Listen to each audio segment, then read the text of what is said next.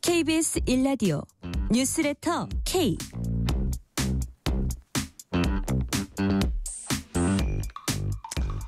안녕하세요. 뉴스레터 K 진행하는 전종철입니다.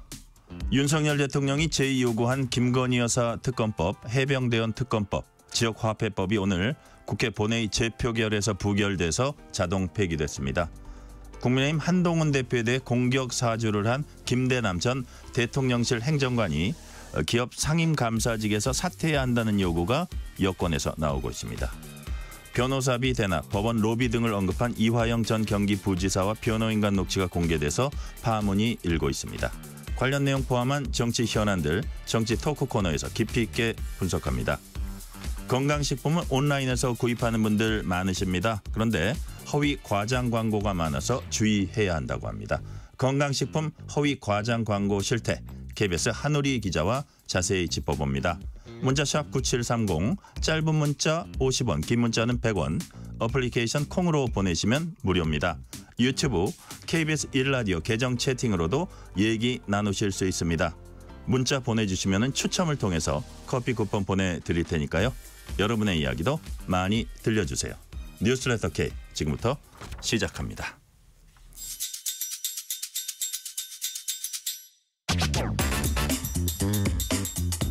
오늘 하루 가장 뜨거운 뉴스들만 골랐습니다. 뉴스레터 K 정치 토크 정광재 국민의힘 대변인, 조기현 민주당 법률위 부위원장 나오셨습니다. 어서 오세요. 네, 반갑습니다. 안녕하세요. 정광재입니다. 자, 국회는 오늘 본회의를 열어서 김건희 여사 특검법 등 3개 법안에 대한 재표결 실시했습니다. 300명 의원 전원이 표결에 참석해서 찬성 194표, 반대 104표로 부결돼서 폐기됐습니다. 자, 정광재 대변인, 일단 결과는 부결입니다. 네. 그런데 국민의힘 의원 108명인데 반대 104표입니다. 네. 이 부분 어떻게 보세요? 저는 일단 국회의원 300명이 한 자리에 모인 거를 처음 봤습니다. 아, 그래요? 그동안에도 뭐 하면은 이런저런 이유로 찬성하지 않는다거나 뭐 기권을 한다거나 이런 참석하지 않는 사람들도 있었거든요. 여튼 300명이 한 자리에 모였다는 거 이게 그렇게 흔한 건 아니에요. 네. 그만큼 이 법안을 두고 양 진영에 있는 국회의원들이 모두 다 모일 만큼 첨예한 이슈였는데 네. 우리 당에서는 이거 당론으로 반대한다고 했잖아요. 여러 가지 이유들 들었습니다. 그러니까 여전히 최장병 특검에 대해서는 위헌적 요소가 있다는 점, 그리고 한동훈 대표가 대법원장 추천 특검을 자체적으로 발의하겠다는 약속도 했었고요. 또 김건희 여사에 대한 것은 탄핵으로 가는 징검다리로 활용하려는 정쟁적 요소가 강하기 때문에 찬성할 수 없다는 입장을 명확히 했었습니다. 저는 개인적으로는 정말 딱 이 정도의 표결 결과가 나오지 않을까 예상을 했었어요. 거의 예상한 수치예요? 거의 그렇게 됐습니다. 두세 명이나 뭐 이 정도는 아마 조금 뭐 이탈할 거다. 왜냐하면 공개적으로 밝힌 분도 뭐 한두 분 있잖아요. 네, 그런 것들도 있고 전체적으로 여튼 우리의 단일 대우가 깨졌다라고 볼 수는 없을 것 같지만 이런 부분들에 대해서 좀 신경을 더 써야 되는 거 아니냐라는 목소리도 이 표결 결과에 반영된 거 아니냐. 좀 여당 입장에서는 겸허히 해야겠다 그런 부분도 있는데 직전에 한동훈 대표가 뭐 하루 전인가요? 김 여사 특검법은 사법질서 혼란시킬 특검법으로 받아들이지 말아야 한다. 네. 이렇게 얘기한 것들도 좀 한동훈 대표가 애써 얘기한 것도 좀 약간 특이했어요. 그렇죠. 그 한동훈 대표가 오늘도 방점을 두어서 얘기한 것은 이런 겁니다. 여사 문제에 대한 해법 우리 자체적으로 좀 고민해 봐야겠지만 이번 민주당 특검은 막아야 한다. 그러니까 무조건 반대는 아니지만 이번 특검의 법안을 통과시킬 수는 없다라는 입장을 당원과 또 소속 국회의원들에게 전달했는데 이게 이른바 뭐 친한계 의원들에게도 충분한 메시지가 됐다고 봐야겠죠. 네. 저는 한동훈 대표가 여튼 이탈표를 최소화하는 데는 기여했다고 생각합니다. 네. 자, 194대 104. 이 수치에 대한 약간 해석이 우리 조기현 부위원장님 약간 다를 것 같아요. 네. 네. 굉장히 의미 있는 숫자죠. 아, 그래요? 특히 뭐 김건희 여사 특검 관련해서는. 왜냐하면 뭐 최혜병 특검법에 대해서는 이미 두 차례 이 표결 과정에서 이탈이 있었고 소신 입장을 계속 밝혀온 국민의힘 의원들이 있었으니까 어느 정도 네. 예상이 가능한데 과연 김건희 여사 관련 특별법에서 얼마나 이탈할까가 관심사였죠. 내부에서 더 이상 이 방어할 수 없는 게 아니냐라는 위기감이 팽배해 있다는 것도 사실인 것으로 보이고 그럼에도 불구하고 며칠 전에 대통령이 직접 원내대표단 따로 불렀잖아요. 네. 이 국정감사 앞두고 원래 이렇게 안 하거든요. 국정감사는 끝나고 식사 자리 마련하고 이러는 건데 그렇게 했던 것도 사실은 일종의 단속 의미 있지 않겠어요? 게다가 이제 그때 뭐 나름 위기감이 있었다. 그렇죠. 네. 그 한동훈 대표도 뭐 국민의 눈높이 얘기를 계속 하고 있었지만 결국에 김건희 여사 특검법도 사법질서 물러나게 한다 해서 반대 입장을 공식화했고 이렇게 단속했음에도 불구하고 내표에 이탈을 했다는 것은 단순하게 내표의 의미 이상이 있을 거라고 봅니다. 곧 이제 국정감사에서 지금 보도된 거 외에 추가적인 여러 가지 사실관계가 나올 거라고 예고돼 있지 않습니까? 그러면 다시 김건희 여사 특검법하고 최혜병 특검법이 올라갈 경우에는 내표에서 수치적으로 이탈표가 하나 둘 이렇게 올라가지는 않을 것 같다.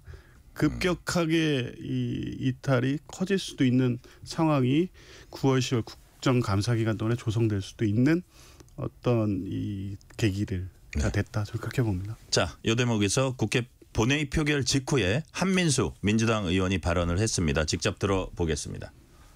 국민의 뜻을 거스르고 살아남은 정권은 없습니다. 국민의 뜻을 반하면서 존속된 정당도 없습니다. 이제 저 이 말을 돌려주면서 제 5분 발언을 마칠까 합니다. 대통령 윤석열이 후보 시절 한 얘기입니다. 대통령 권력 그 5년 뭐가 대단하다고 겁이 없어요. 제가 돌려드립니다. 2년 8개월도 남지 않았습니다. 우리 국민들이 지금의 죄가를 따박따박 물어갈 것입니다. 자, 조기현 부위원장님, 이 녹취 나가기 전에 아마 그 국감에서도 더 뭐 새로운 것을 야당이 밝혀낼 거다 이런 말씀하셨는데 그렇다면 국감 거친 다음에 한 11월쯤 이른바 김건희 여사 특검법이라든지 이런 것들 이른바 쌍특검법이라고 하죠. 재발의할 것 같은데 그런 방침이라고 오늘 박찬대 원내대표도 밝혔거든요. 그럼 이른바 더 센 특검법이 될 거다. 그런 전망이 나와요. 글쎄요, 뭐 더 세다는 의미가 뭐 이 이상 그것은 이제 국민의힘 측에서 자꾸 이렇게 표현하는 거고 왜냐하면 뭐 수사 대상이 의혹 제기가 계속 더 생기면서 수사 대상이 더 늘어나거나 하는 문제가 있을 수 있지만 사실 뭐 최혜병 특검법도 3자 추천 특검이 됐고 뭐 그건 한동훈 대표가 요구했던 사항 아니겠습니까? 그리고 그 이전에 위헌적 요소고 독소조항이라고 국민의힘이 주장하는 부분들 과거 특검법에서 또 있었던 내용들이 대부분이어서 사실 수사 대상을 확대하는 것 말고는 이 특검법이 전례 없는 특검법으로 뭐 더 세지고 더 강화되고 위헌적 요소가 더 들어가고 이런 건 사실 없습니다. 그러니까 아마 이제 국정감사 뭐 어느 시점에서 재발해야 할지는 아마 시기를 조율할 수도 있을 것 같은데 그 과정에서 지금 김건희 여사 관련된 의혹 보도를 하고 있는 몇 개 언론에서 추가적인 어떤 사실관계를 갖고 있다라고 예고 보도를 계속 하고 있잖아요. 만약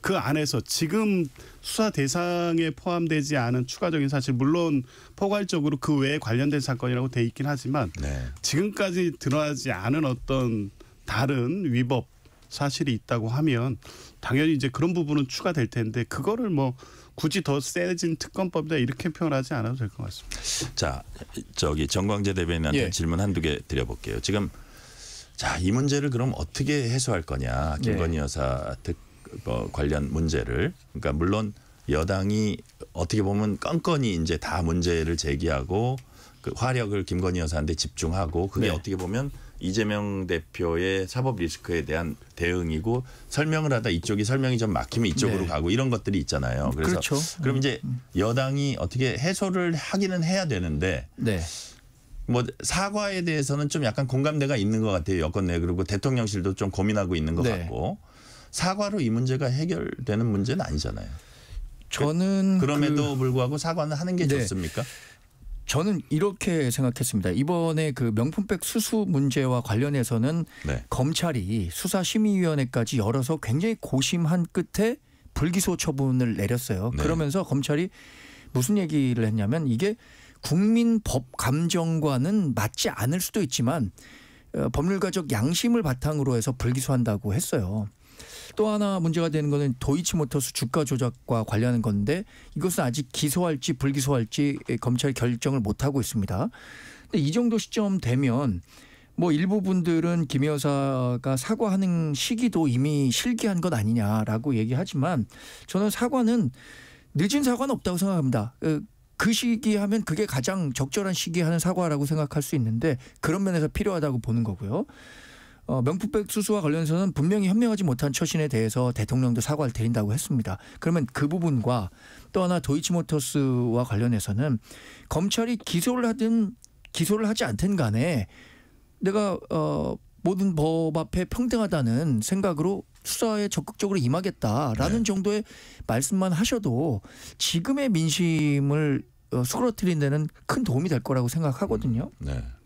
그 이후의 절차는 검찰의 그 수사 기소냐 불기소냐에 따라서 좀 달라질 수 있겠지만 그런 부분에 대해서는 김 여사가 지금이라도 그런 입장 표명을 하는 것이 지금의 난국을 타개하는 데 도움이 될 것이라고 생각합니다. 자, 사과 플러스 그다음에 좀 남아 있는 의혹이나 진행되고 있는 사건에 대해서는 자기가 아주 그 제대로 수사를 네. 받겠다.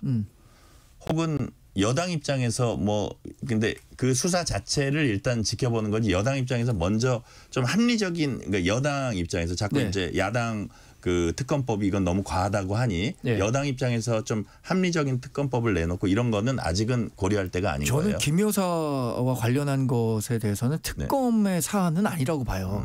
당에서도 김 여사와 관련한 것은 법적인 그 절차 수사가 진행되고 있고 사안이 굉장히 그 단순하고 이게 특검까지 그러니까 민주당이 워낙 특검 무슨 일이 발생하면 특검을 한다고 하니까 이게 조금 가볍게 느껴지는 경향이 있지만 특검이라는 것은 정말 필요한 곳에서만 필요하다고 생각하거든요. 그런 사안은 아니라고 당내 의견이 모아지고 있는 거죠. 그러니까 검찰 수사에서 제대로 하면은 되는 사안이고 네. 그거를 김 여사가 내가 공정하게 수사를 받겠다 하면 되는 거다. 예. 근데 이제 야당 입장에서는 이번 그 명품백 불기소 나온 것만 해도 검찰에서 과연 제대로 할 수 있겠냐 이런 시각을 갖고 있는 거 아니에요? 그렇죠. 그 듀얼백 사건 이게 제대로 수사됐다고 볼 수 있을까요? 일단 과정을 보십시오. 출장 조사했고요. 휴대폰 내놓고 들어가서 어떻게 조사가 이루어진지 전혀 알려지지 않고 있습니다. 그리고 나서 검찰이 불기소해야 된 논리만 계속 언론에 밝히고 있었죠. 또 현재 수사심의위원회에서는 당연히 김건희 여사에 대해서는 뭐 직무 관련성도 없고 뭐 등등 해서 불기소 의견을 냈지만 또 최재형 목사에 대해서는 기소 의견을 냈어요. 그러니까 직무 관련성이 있고 문제가 있다고 본 거죠. 청탁금지법 위반의 소지가 있다고 본 거죠. 수사심의위원회 설치 이후에 기소 의견을 수사심의위원회에서 냈는데 불기소한 사례나 이게 아마 첫 번째일 겁니다. 왜냐하면 검찰이라는 조직은 어떤 범죄 혐의가 있을 때 수사를 통해서 유죄 혐의를 소명하고 입증해서 기소를 하는 게 역할이잖아요. 그런데 이 사건에서는 김건희 여사에 대해서 불기소를 하기 위해서 최재형 목사가 혐의가 없다는 사실을 강변하는 게 검찰의 입장이 돼버렸습니다. 이게 제대로 된 수사라고 볼 수 있겠냐고. 그리고 도이치모터스 주가 조작 사건도 검찰 수사에 이루어졌나요? 소환도 안 됐고 서면 조사 한 번 했고 그래서 계속 지금 시간만 끌고 있는 거잖아요. 근데 그 과정에서 최근 JTBC 보도를 보면 이미 상당한 수사, 김건희 여사 관련성에 대한 수사가 당시에 이루어졌고 관련 수사 기록들이 보관돼 있었던 것으로 보입니다. 실제 관여한 내용이라든가 그리고 또 소위 말해 그 공소시효가 지났다는 1차 시기에 당시 대통령 선거 때 뭐 손해만 봤다고 윤석열 후보가 그때 말씀을 하셨지만 실제 손해봤다고 하는 4,700만 원이 주가조작 세력부터 김건희 여사 쪽으로 또 건너가는 정황도 확인이 됐고요. 뭐 계좌가 동원된 사실 이미 그 공범들에 대한 재판에서 확인된 내용 외에도 김건희 여사가 단순한 공모 방조를 넘어서 실제 주도적으로 개입한 게 아니다. BP 패밀리라고 거론될 만큼 깊숙이 개입된 게 아니냐라는 내용들이 수사에서 확인된 부분이 있습니다. 그러면 이런 부분을 종합하고 김건희 여사 소환해서 확인하고 해야죠. 근데 검찰은 지금 입장 불기소할 거라는 언론 보도가 스물스물 나오고 있어요. 이 상태에서 불기소를 한다. 이거 정상적인 수사 결과로 누가 받아들이겠습니까? 그 외에도 지금 문제되고 있는 당무 개입, 공천 개입 이런 것도 하나하나가 중대한 위법 사유를 구성하고 있기 때문에 글쎄요. 이거 특검 말고 그런 수사 결과를 납득할 만한 국민이 없다고 봅니다. 자, 지금부터는 한동훈 당시 대표 후보 공격 사주 관련해서 얘기 좀 나눠보겠습니다. 김대남 전 대통령실 선임 행정관이 7월 전당대회 당시 한동훈 후보에 대한 공격을 야당 성향 매체에 요청했던 의혹과 관련해서 자, 국민의힘 윤상현 의원은 이거는 나경원 대 한동훈 프레임으로 봐야 한다. 그런데 나 의원은 전혀 알지도 못했고 본인과 관련이 없는 일이다 이렇게 확실하게 이제 그 해명을 했고요. 자, 그렇다면 정광규 대변인, 그 윤상현 의원 얘기는 그 나경원 의원 그러니까 나경원 의원을 돕고 있긴 했는데 이 사람이 그 나경원 의원은 모르는 사이에 본인이 이제 이쪽 캠프에 있으니까 뭔가 좀 해보겠다고 그 개인적인 일탈을 했다 이런 뜻으로 읽혀요. 윤상현 의원 얘기는. 윤상현 의원 얘기는 지금 앵커께서 말씀하신 것처럼 이 김대남 전 선임 행정관이 나경원 캠프에서 중추적인 역할을 했으니까 나경원 후보에게 유리한 구도를 좀 만들어 보자라는 측면에서 얘기한 것 같다라고 얘기를 하고 있는데 몇 가지 의문점은 좀 남아 있잖아요. 그러니까 총선 백서에서 나온 내용들과 관련해서 아주 디테일한 얘기를 하거든요.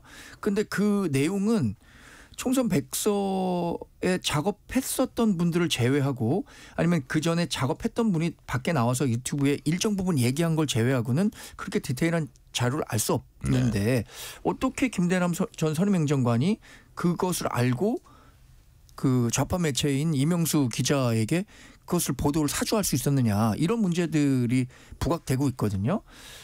그렇게 본다면은 뭐 의심의 여지가 좀 있으니까 의문은 좀 남아 있다. 네, 조사를 해볼 필요는 있다. 그런데 이 조사가 어쩌면 얼마나 실효성 있는 결과를 낼 수 있을 거냐라는 의문을 제기하는 분도 있는 것 같아요. 왜냐하면 이분이 이제 당원을 탈당했고 당원 감찰이라는 것은 사실상 불가능한 상황까지 왔거든요.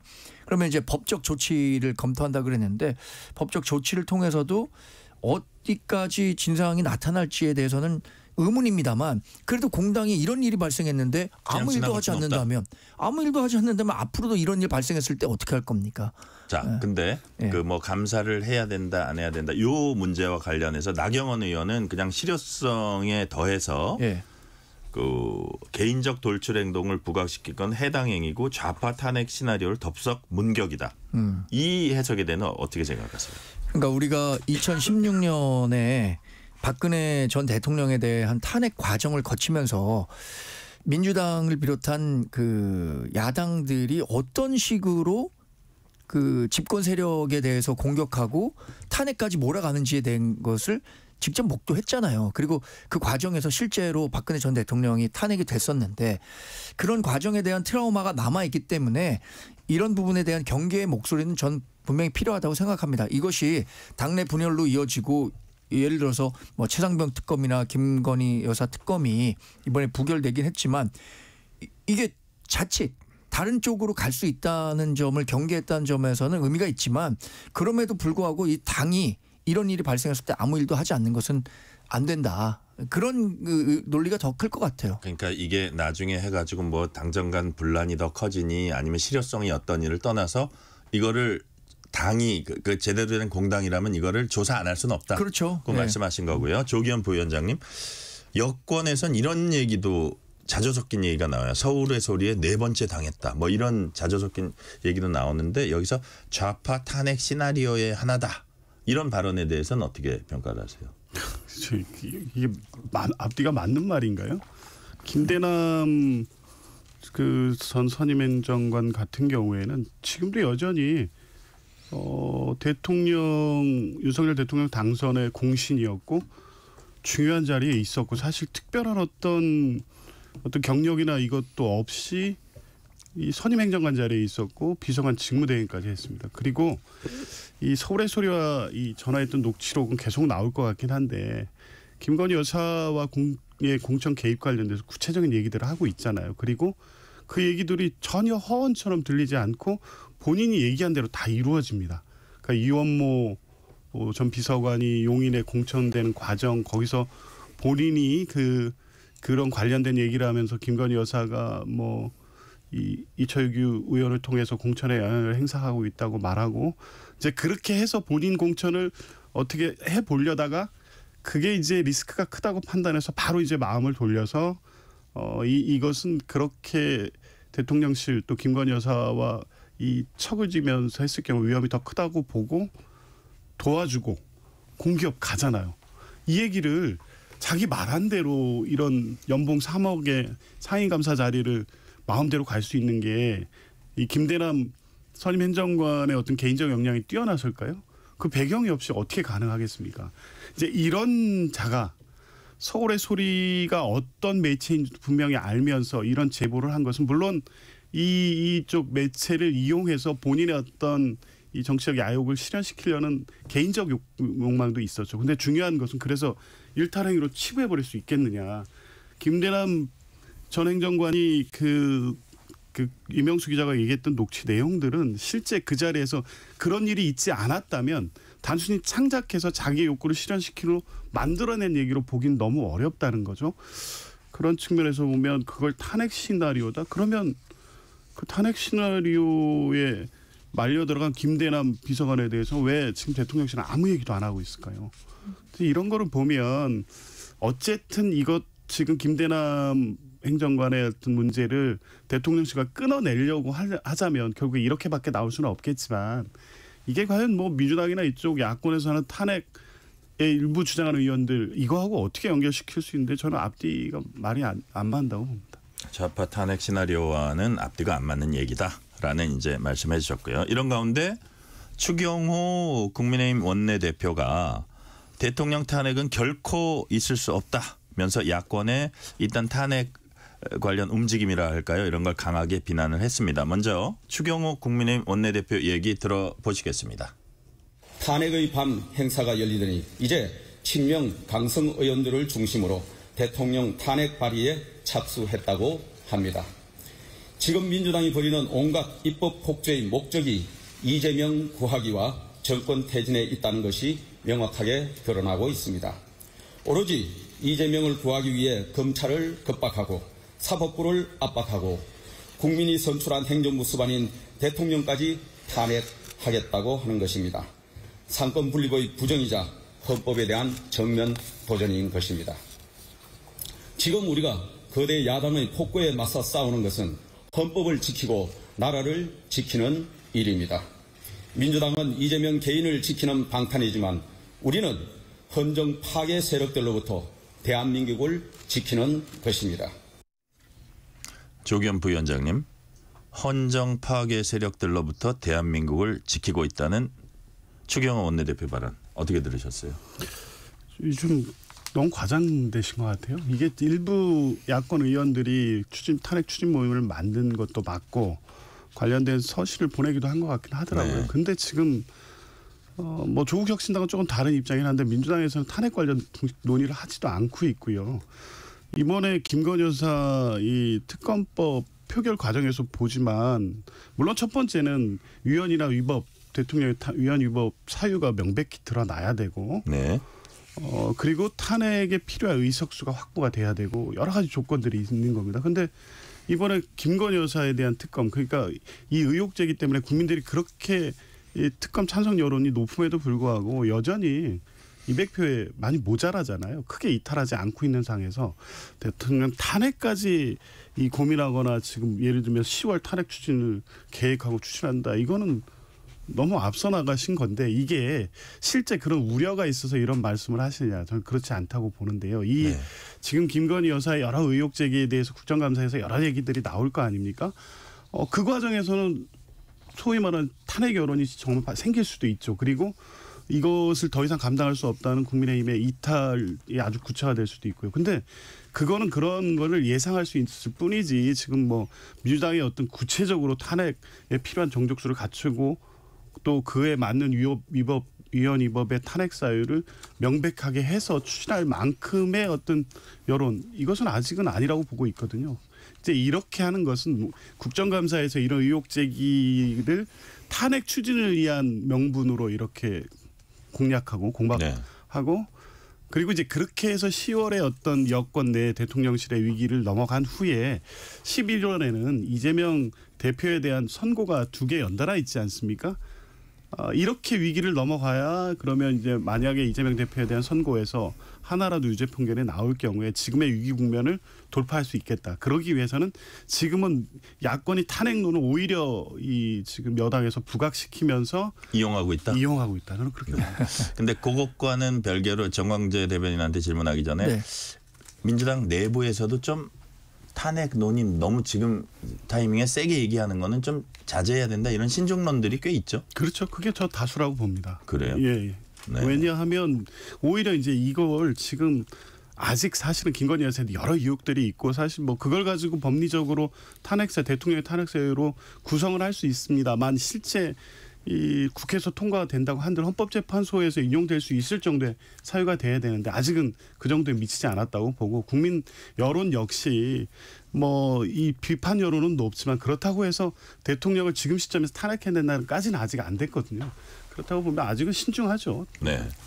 자, 정광재 대변인님, 민주당 압박 강도가 이렇게 높아지는 게 아무래도 11월에 이재명 대표 2개 선거 있는 이런 사법 리스크가 가시화되고 좀 현실화되고 임박하고 네. 이런 거하고 좀 관련이 있다고 안 보세요? 뭐 그런 관련성이 없다고는 할 수 없겠죠. 지금 그런데 민주당에서 아직 뭐 당론으로 탄핵을 추진하는 것은 아니다라고 말씀을 하시지만 이미 몇몇의 의원들이 이제 탄핵 발의에 필요한 150명 모으겠다라고 네. 공공연히 얘기하고 있고요. 지금 민주당의 탄핵 관련 입장을 종합해 보면 법리적 구성 요건으로 탄핵이 가능하다 이렇게 보는 것보다는 여론을 동원해서 이 여론을 동원해서 인디안 기우제식으로 탄핵을 계속 얘기하고 있는 거예요.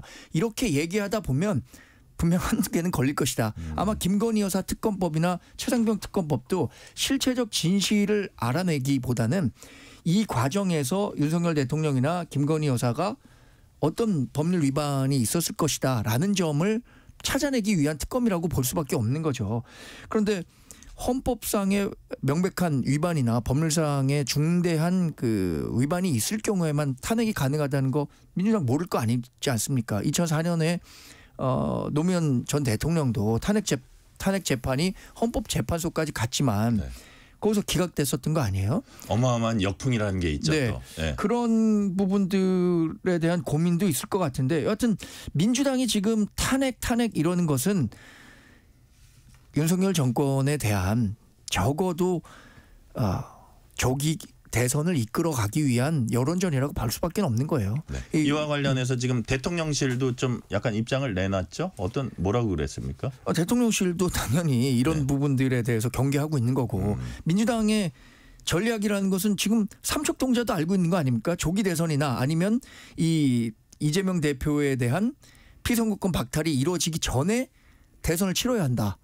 이게 두 가지 전략이잖아요. 이 부분에 대해서 우리가 충분히 그런 전략 전술을 알고 있기 때문에 철저히 대비하는 게 대통령실과 우리 국민의힘이 갖고 있는 의미죠. 네. 조기현 부위원장님 짤막하게만 여기에 대해서 혹시 반박 있으면 해주세요. 그러니까 탄핵론을 오히려 지금 국민의힘에서 부추기고 있는 것 같아요. 탄핵은 민주당은 실제 어떤 절차와 여론 그리고 요건이 성숙될 때 추진할 수 있다는 것이고 일부 의원들이 하는 것은 이제 그런 상황이 충분히 되어가고 있다고 보고 일종의 사실 빌드업하는 차원에서 먼저 여론을 주도하는 것이지 이게 전략적으로 계획하고 준비하고 그래서 어느 시점에 구체적으로 하기 위한 기획된 내용이 아니거든요. 그럼에도 불구하고 이렇게 마치 10월 탄핵 추진설이 실제 하는 것처럼 얘기하는 것은 실제 그 사실과도 맞지 않고요. 민주당에서 그런 방향으로 가지도 않습니다. 네. 여기서 잠시 실시간 교통 상황 알아봅니다. 라디오 교통정보센터 나와주세요. 네, 이 시각 교통정보입니다. 징검다리 연휴 기간 나들이를 떠났던 차량들이 하나 둘 서울로 돌아오고 있고요. 여기에 금요일 퇴근 정체까지 더해지면서 도로가 부쩍 분주합니다. 먼저 서해안고속도로 서울 방향 2시간 전에 있었던 서해대교 위 사고가 그대로 오후 정체로 굳어지면서 현재 당진에서 서해대교, 서평택에서 화성 휴게소 쪽으로 모두 25km 구간 지나시기 무척 어렵고요. 서울 양양고속도로 서울 방향도 사고가 있던 수원 화도 부근과 이후 남양주 요금소에서 강일까지 차가 많습니다. 경부선 서울 쪽 수원 부근 5차로에서도 추돌 사고 발생했고요. 뒤로 입장에서 안성, 기흥에서 수원까지, 이후로는 죽전에서 판교, 달래내에서 반포까지도 정체입니다. 또 수도권 제일순환선 일산에서 판교 쪽 자유로부터 송내까지는 17km 구간 내내 답답하고, 구리에서 판교 방향 상일 5차로에선 추돌 사고 수습 중입니다. KBS 교통정보센터에서 공인혜였습니다. 퇴근길, 당신과 함께 읽는 세상 이야기. KBS 일라디오 뉴스레터 K.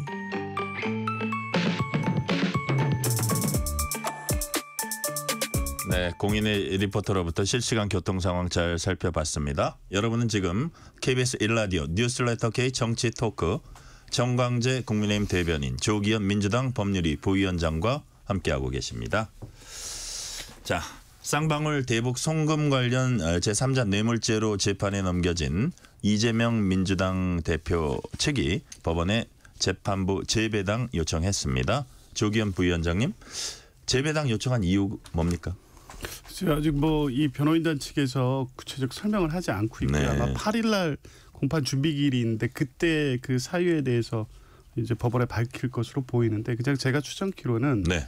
형사소송법에는 재판부 이 제척 사유가 있습니다. 전심관여라고 해서 이 전 사건 전심에 관여했던 사람이 항소심에서 이 재판부가 재판을 맡지 못하게 돼 있거든요. 그럴 네. 경우에 제척돼야 되는데 이 사건은 그에 해당되지는 않습니다. 왜냐하면 이화영 전 부지사에 대한 재판이었기 때문에 그것을 이재명 대표에 대한 전심은 될 수는 없는데, 그런 취지를 두고 있는 것이 어쨌든 재판이라는 게 이 재판부로서는 이 유죄의 어떤 예단을 갖고 재판을 해서는 안 되거든요. 피고인을 이익을 위해서 증거와 법리에 따라서 판단을 해야 되는데, 전심에 관여한 이 재판부는 사건 관련된 증거관계라든가 이런 내용들을 다 알고 있기 때문에 재판 시작 전부터 유죄 예단을 가능성이 있어서 그걸 차단하기 위한 거거든요. 그러니까 실질적으로 이제 그런 측면에서 보면 이 사건 같은 경우에는 증거나 진술, 사실관계가 동일하기 때문에 전심관여와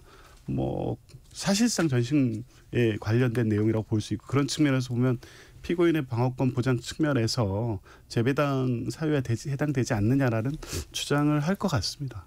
통상적으로 재배당 요청 받아들이는 게 되게 엄격합니까? 그러니까 받아들여지는 그 확률이랄까 이런 게 그렇게 높진 않죠. 높진 않죠. 원칙적으로 네. 배당이 되면 네. 아주 특별한 사유가 있을 때만 누가 봐도 이거는 정말 어떤 게 결과가 너무 뻔히 보인다라든지 그렇죠. 이런 거라든지 공정한 네. 재판을 해야 할 우려가 있거나 이럴 때 네. 재판장이 스스로 서면으로 그 사유를 제출을 해서 재배당 요청이 되거나 이렇게 되지, 피고인 측의 요구에 의해서 재배당 드는 경우는 많지는 않습니다. 명백히 배당 절차에 문제가 있거나 배당 사건이 아까처럼 전심관여나 공정한 재판을 해야 할 염려가 있다거나 이런 특별한 사유가 있어야 됩니다. 자, 실질적으로는 이제 이화영 전 부지사의 그 어떤 그 대북 송금 사건 이것과 이재명 당시 경기지사의 요 사건 같은 동일 사건을 이제 검찰이 어차피 이제 연결해서 수사를 할 거지만 사실 다른 사건이거든요. 그렇죠. 다른 사건인데 이거를 그 재배당 신청을 했다는 건 어떻게 보면 이런 분석을 하는 분들이 있더라고요. 어떻게 보면 이게 연관이 돼 있다는 걸 스스로 자인하는 게 아니냐 이런 또 해석을 내놓는 분들도 있어요. 좀 네. 지나친 해석인가요? 네. 다른 사건이라고 하는 게 뭐냐면 네. 이화영 부지사 재판에서는 이재명 대표의 관여에 대한 판단은 없었죠. 그런데 이제 그거의 기본적인 사실관계 제3자 뇌물죄에서 북한으로 건너간 800만 불이 네. 경기도의 스마트팜 대납, 방북비 대가 대납 이거거든요. 네. 그럼 앞에 사실관계가 다 전제돼야 되고, 그리고 나서 이재명 대표가 이화영 부지사로부터 사전에 또는 사후에 보고를 받고, 그게 이제 핵심이죠. 예, 그게 예. 이제 핵심이 되기 때문에 이제 그 부분에 대한 1심 판단이 없었기 때문에 이거 배당하려는 게 그걸 알면서도 도망가려고 그러는 게 아니야 이렇게 문제 제기는 하는데, 이게 사실관계가 동일하고 판단은 안 됐지만 결국에 그 전제에서 이재명 대표의 유무죄를 판단해야 되기 때문에 그런 측면에서 재배당 요청을 하는 거지, 그걸 인정하는 전제에 있는 건 아닙니다. 정광재 대변인. 네. 여당에선 이재명 대표 측이 재배당 왜 요청했다고 보고 있습니까? 재판 지연 꼼수 성격이 있고요. 그러니까 재배당을 하는 기간 동안에 또 상당한 시일이 들어갈 겁니다. 그러니까 재판을 지연하려고 하는 목표는 이건 역시 1심 판결이든 2심 판결이든 계속해서 판결을 좀 늦추는 게 자신의 정치적 행로에 도움이 된다고 생각할 수 있고요. 최종심 나오기 전에 대선을 네. 치른다. 또 하나는 이것은 자기가 받는 재판에 대해서 저 판사가 판결을 내리면 나에게 유죄를 내릴 것 같은데 라는 그 심정적인 마음이 강하기 때문에 저 사람은 좀 피하고 싶다라는 거 아니겠습니까? 그런데 이것에 대해서 물론 모든 그 재판을 받는 사람이 이런 권리는 있는 거예요. 재배당 신청할 수 있는 네. 권리. 그런데 야당 대표라는 자리를 이용해서 이게 어쩜 보이지 않는 위계가 될 수 있는 거잖아요. 그런 걸 이용하지 않을까 싶기도 하고요. 마지막으로는 만약에 1심에서 결과가 나왔을 때 재판부가 문제가 있었기 때문에 나에게 유죄 판결을 내린 것이다. 이런 재판 불복을 위한 빌드업 과정이 아니냐라고 생각해 볼 수도 있는 거고 이런 종합적인 것을 보면은 이 얘기랑 일맥상통한 거예요. 이화영이 유죄면 이재명도 유죄다라고 해서 민주당 스스로 얘기했잖아요. 그래서 이화영 전 부지사 판결 날 때 그런 논리로 계속해서 대응했었던 건데 근데 실제로 이제 판결이 나왔잖아요. 징역 9년 6개월. 네, 징역 9년 6개월이라는 중형이 나왔는데 이런 것들을 모를 리 없는 민주당이 하여튼 그 사법부 판단에 대한 자신들의 반박 근거를 마련할 수도 있고 복합적인 의도가 숨어 있다고 봐야겠죠. 자, 그 조기현 부위원장께는 이거 한번 여쭤볼게요. 이화영 전 부지사 이제 말씀드린 징역 9년 6개월 유죄 선고받고 이제 수감 중이었는데 이번에 국회 법사위 검사 탄핵 청문회에 이제 나와서 증인이었죠. 증인으로 나와서 많은 발언을 했는데 거기서 이제 주요 요지는 검찰의 회유와 압박이 있었다. 약간 메뉴가 좀 바뀌었다는 얘기도 있고 여러 가지 그 전과 일맥상통하면서도 좀 다른 얘기가 있었는데 사실 회유 압박 주장은 이번 처음이 아니고 법원에서도 인정은 안 됐던 겁니다. 근데 어쨌든 그 지금 수감 중인 범죄 피의자인데 국회에 나와서 그냥 어떻게 보면 국가기관을 검찰을 뭐 꼭 검찰처럼 하시네 하고 이렇게 조롱도 하면서 마음껏 얘기를 했습니다. 이 상황은 어떻게 평가를 하세요? 이 그 박상용 검사에 대한 네. 탄핵 그 사유는 이 사건에 대한 진술 조작 회유 이 부분의 위법성이 중요한 탄핵 사유로 돼 있습니다. 네. 어쨌든 이화영 부지사가 이 처음에 했던 진술을 번복해서 이재명 대표가 인지했던 것처럼 하다가 이제 다시 번복한 거죠. 이 과정에서의 이 그 검찰 측의 적극적인 진술 조작 회유가 있었다는 것이고 뭐 그런 부분에 대한 구체적 진술을 하지 않았습니까? 지난번에 뭐 비망록을 통해서 다 나왔던 내용들이긴 한데 어쨌든 이게 박상용 검사의 주 탄핵 소유가 된 이상 이 주장을 하는 자를 불러서 조사할 필요가 있었던 거죠. 이제 그 자리에서 이제 과연 그게 어쨌든 1심 유죄 판결을 받은 피고인으로서 적절한 태도였냐라는 비판은 나올 수 있다고 봅니다. 그렇다고 하더라도 어쨌든 탄핵 사유가 해당되는지 여부에 대한 판단을 위해서는 진술 회유 조작을 주장하는 증인의 진술이 필요했던 거고요. 그 나왔던 얘기에 대해서는 뭐 충분히 그걸 본 분들의 좀 판단은 있을 것 같고 또 이제 뭐 더 얘기가 있겠습니다만 그때 나왔던 김영태 변호사와 이화영 부지사 간의 녹취록 이제 그 내용 전문을 보면 이제 실제 어떤 방식으로 이 검찰 측의 회유와 이 진술을 조작이 이루어졌는데 내용에 대해서 김영태 변호사한테 쭉 설명을 하고 있거든요. 그 여러 가지 내용들을 종합해 보면 몇 가지 뭐 그 태도의 적절성 문제는 차치하고라도 이 검사 탄핵 청문회에서 필요한 증인이었고 필요한 진술을 했다 이렇게 봅니다. 추경호 국민의힘 원내대표는 민주당이 범죄자의 변호인이 될 것이냐 뭐 이렇게 비판을 했어요. 물론 민주당이 이제 이재명 대표 수사도 이거는 조작 수사다. 그 연장선상에서 이화영 수사도 뭐 조작 수사다. 이런 그 전체 큰 틀에서 이제 접근을 하다 보니까 지금 이화영 전 부지사도 저 국회 청문회장에 나오라 그래가지고 충분히 발언을 할 수 있게 한 거고 옆에서 좀 국민의힘 의원들이 끼어들면 저 법사위원장이 차단도 해주고 이런 모습들이 좀 연출이 됐거든요. 그 전 법사위원회하고 좀 다른 모습도 차단이 됐는데 그럼에도 불구하고 결과적으로 어쨌든 지금 최종심까지 나오진 않았지만 어떤 그 유죄 판결 아주 중형을 받은 범죄 피의자를 민주당이 지금 변호하고 있는 거냐 이 모습은 공당의 모습으로서 어떤 거냐 이렇게 좀 그 비판을 하고 있거든요. 저희는 뭐 당연히 그렇게 얘기하고 있습니다.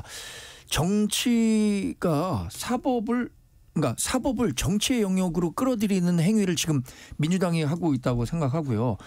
우리나라가 이제 3심 제도를 도입하고 있는데 아직 뭐 3심 판결이 난 건 아니지만 언제부터 국회가 이 법원 판결의 영역까지 이렇게 간섭하려고 했었던 걸까요? 이게 이 22대 국회에 들어서 보이는 아주 낯선 모습이에요. 지금 국회가 진행 중인 그 법적 판결을 두고 관련 당사자들을 다 불러다가 1심에서 중형을 선고받은 사람에게 온정적 태도를 보이고 있잖아요. 얼마나 고생이 많으시냐, 힘내시라.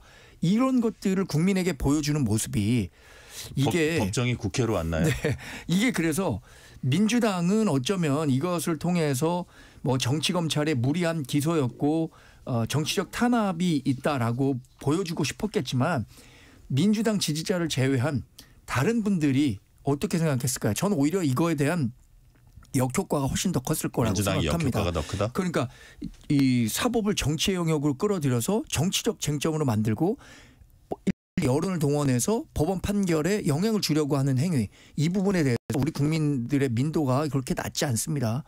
저는 오히려 이번 청문회가 왜 민주당이 집권하면 안 되는지, 예를 들어서 집권하면 이 이화영 같은 분들도 무죄가 될 거 아닙니까?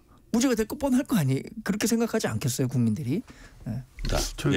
우리 조기현 부위원장님 반론. 당일 그 청문회에서 있었던 여러 가지 공방의 핵심은 이화영 부지사의 1심 재판이 적절했느냐, 그 판결을 한 법원이 제대로 했느냐, 이게 쟁점이 아니었습니다. 그 재판에 넘어온 이 증거들, 조서들, 진술들이 조작됐다는 수사 과정의 위법성을 따지는 문제였죠. 그날 출석해서 국회에서 그렇게 공개적으로 피고인이 이화영 부지사가 이렇게 얘기하는 거 본인 재판에 도움 안 됩니다. 만약에 항소심에서도 지금 이런 주장, 증거 관련돼서 항소심에서 이제 다른 판단이 이루어지면 결론이 바뀔 수도 있지만 만약 그대로 결론이 인정이 된다고 하면 매우 불리한 지금 행태거든요. 피고인으로서 나와서 공개적으로 본인 무고하고 진술이 조작됐다는 거를 다시 한번 밝히고 이런 거 본인 재판에 도움이 안 됩니다. 가중될 사유가 될 겁니다. 만약에 앞뒤가 탄핵을 받는다. 그러니까 여기서 탄핵이라는 건 자기 말이 어떻게 맞지 않는다는 게 확인되면 그렇게 많이 한 말 중에 되게 불리할 수 있잖아요. 그렇죠. 근데 그걸 각오하고도 나왔다고 하는 것은 이 수사 과정의 위법성 문제, 본인이 얘기했던 이 부분이 탄핵 사유로 들어갔기 때문에 이 부분에 대해서는 분명히 밝히겠다는 본인의 의지가 있었던 거고, 그 안에는 그 본인의 심정에는 이게 본인 재판에 불리할 수도 있다는 부분은 충분히 생각했을 겁니다. 네. 자, 그런데 이 또 청문회에서 이화영 전 부지사와 변호인간, 김영태 변호인이었나요? 변호인간 녹취가 공개돼서 이제 이게 파문이 일고 있습니다. 이화영 전 지사가 뭐 이런 얘기를 합니다. 김성태 전 쌍방울 회장에게 팩트가 있는 것 같다. 굉장히 두렵다. 변호사비 대납, 법원 로비, 유력 정치인들 이름 언급합니다. 정광재 대변인, 네. 이거 어떤 내용입니까? 이 부분 그래서 우리 그 당의 법률지원단에서 네. 이재명 대표에 대한 정치자금법 위반 같은 사안들을 면밀히 검토해서 고발할 것으로 계획을 세우고 있어요. 그러니까 팩트가 있는 것 같다는 것은 대북송금과 관련해서 분명한 김성태의 역할이 있었던 거고, 알려지면 안 되는 뭔가가 있다? 특히 이 그동안 재판받았던 것 중에 하나가 변호사비 대납 사건이었거든요. 변호사비 대납과 관련해서도 김성태 쌍방울 회장이 무엇인가 알고 있는 게 있는 것 같다. 그리고 그 조직 다 운영하는데 자기 돈 썼다고 얘기하는 거 나오잖아요. 이런 부분들은 그동안에는 뭐 김성태 회장이 적극적으로 뭐 증언을 했던 거나 그런 건 아닌데 이런 내용들이 추가로 나왔으니까 이것은 우리 법률지원단에서 상당히 중요한 문제로 인식하고 이 부분에 대한 수사가 필요하다 이렇게 판단하고 있습니다. 거기다 이제 변호사비 대납에 법원 로비 얘기까지 또 나왔어요. 네네.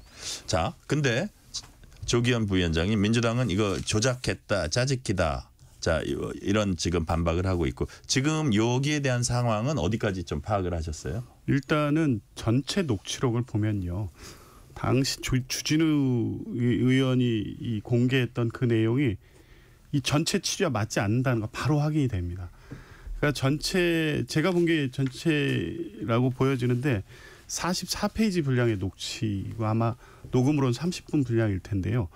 전체 분량 중에 한 38페이지 가량이 어떻게 지금 본인 사건에서 이 쌍방울 대북 송금 관련돼서 김성태가 이 진술을 허위로 왜곡하고 그것이 본인에 대해서 어떻게 압박 회유로 들어왔는지 이거에 대해서 설명하는 내용이 대부분이고 이제 그거를 설명하면서 이제 그러고 나서 이제 주진우 의원이 공개했던 내용이 나옵니다. 김성태가 또 추가적인 폭로를 하려고 한다 하면서 설명했던 내용들인데 그 뒤까지 연결시켜 보면 그 내용 맥락은 뭐냐면 김성태가 앞에 대북 송금과 관련해서 했던 것처럼 또 그렇게 이러이러한 사실관계를 폭로를 하면 이거는 이제 몇 가지의 사실관계를 가지고 마치 이재명 대표 변호사비 대납이라든가 뭐 재판거래 이런 데 중대한 뭐가 있는 것처럼 걷잡을 수 없이 확대가 될 거고 그러한 상황이 오면 그게 두렵다는 거지 본인이 알고 있고 지금까지 감추어진 사실이 들통날까 봐 두렵다는 내용이 아닌 겁니다. 그럼에도 불구하고 딱 그 부분만 이렇게 해서 제출을 하면 변호사비 대납에도 무슨 다른 실체가 있고 재판 거래가 김만배와 이 대법관 사이에 무슨 거래가 있고 거기에 그 김성태가 어떤 역할을 했고 이런 것처럼 돼 있는데 그 부분 그냥 단편적으로 그냥 지나가는 말로 나온 거거든요. 그거 전체 녹취록을 보고도 그걸 가지고 국민의힘이 법률적 대응을 한다. 저는 납득하기 어렵습니다. 자, 민주당이 오늘 의총에서 금융투자소득세 당론 정했습니다. 지도부의 결정을 위임하기로 했어요. 그래서 이제 관측은 유해 쪽에 무게가 실리는 분위기다. 그리고 일각에선 폐지 같은 유해다. 조기현 부위원장님. 어떻게 지금 가는 거예요? 폐지 같은 유해 이건 무슨 얘기예요? 그러니까 유해라는 것이 이제 기한을 정하고 이제 가는데 네. 실질적으로 유해 내용들이 예를 들면 상법 개정이 다 동반돼야 되고 이 과세 구간이라든가 대상을 정리해야 돼 이런 내용을 다 종합해 보면 시한을 정한 유해라기보다는 현 시점에 시행을 하지 말고 가자 이렇게 받아들일 수밖에 없는 취지인 것 같아요. 그리고 최근에 요새 주식시장이 너무 안 좋잖아요. 네네. 여러 가지 뭐 시장의 심리상 지금은 아닌 것 같다는 여론이 중론이고 이 부분에 대해서 워낙 당내 의견이 분분하기 때문에 이 부분에 대해서는 지도부에 일임해서 책임지고 빨리 정리하는 게 맞다 이런 판단한 겁니다. 자, 정광재 대변인. 네. 그동안 국민의힘은 금투세 폐지 필요성 계속 강조하면서 민주당 압박해왔는데 이번 민주당의 결정이랄까 흐름이랄까 어떻게 평가하세요? 저는 아마도 민주당이 유해 쪽으로 결론을 내지 않을까 싶어요. 그런데 네. 이 유해라는 결론이 나기까지 민주당이 얼마나 비민주적 정당인지를 지적하지 않을 수 없습니다. 아니 지난번에 병립형이냐 그 비례대표 선거를 하는 데 있어서도 의원들끼리 못하니까 그냥 지도부에 일임하겠다라고 해갖고 지도부가 병립형 회기를 그냥 결정했었 그때 당시를 유지했었던 거잖아요. 네네.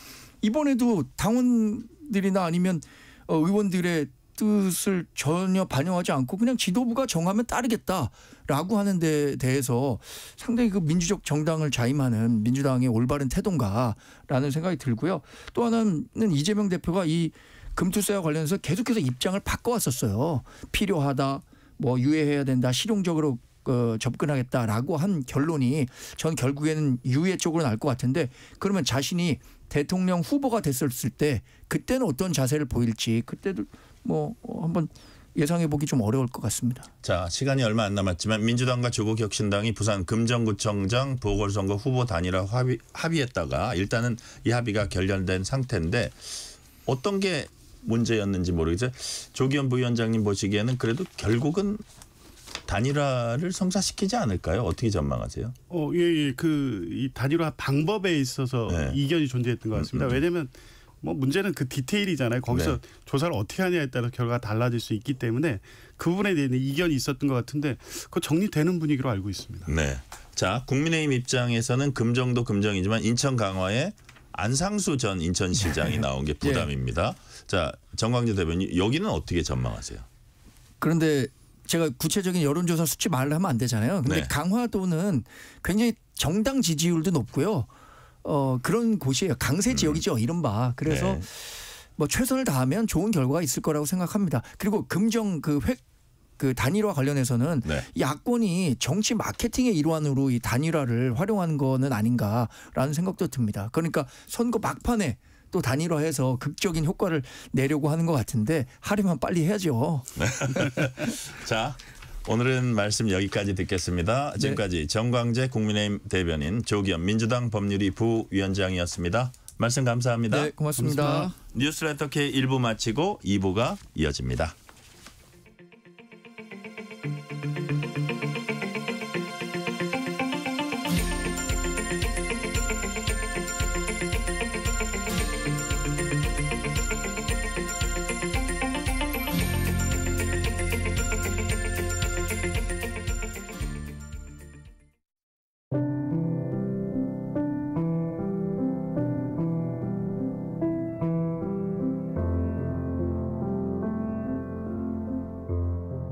KBS 라디오 연중기획 희망충전 대한민국 606번째 이야기.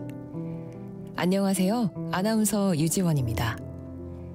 16살 신영이는 가족들만 생각하면 마음이 무겁습니다. 6년 전 아빠가 세상을 떠난 후 엄마에게 찾아온 심한 당뇨병과 우울증.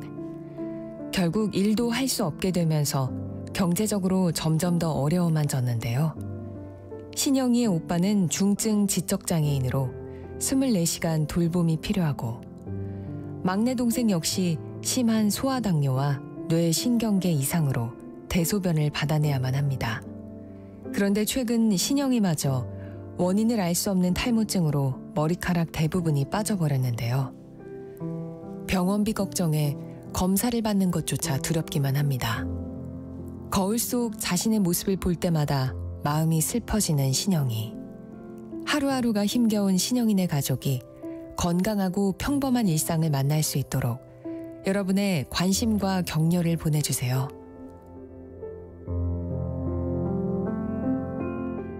여러분의 따뜻한 손길이 희망의 빛이 됩니다.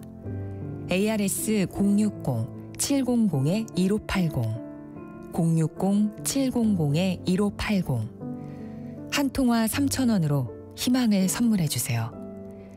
KBS 라디오 연중기획 희망충전 대한민국은 초록우산 어린이재단, 인탑스 주식회사, 그리고 청취자 여러분과 함께합니다.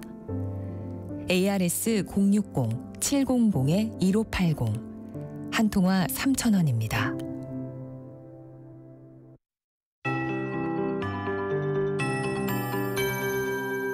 KBS 58분 날씨. 오늘 설악산에는 올가을 첫 단풍이 관측됐습니다. 작년보다는 4일, 예년보다는 6일 늦었고요. 설악산의 단풍 절정기는 오늘부터 약 2주 뒤가 될 전망입니다.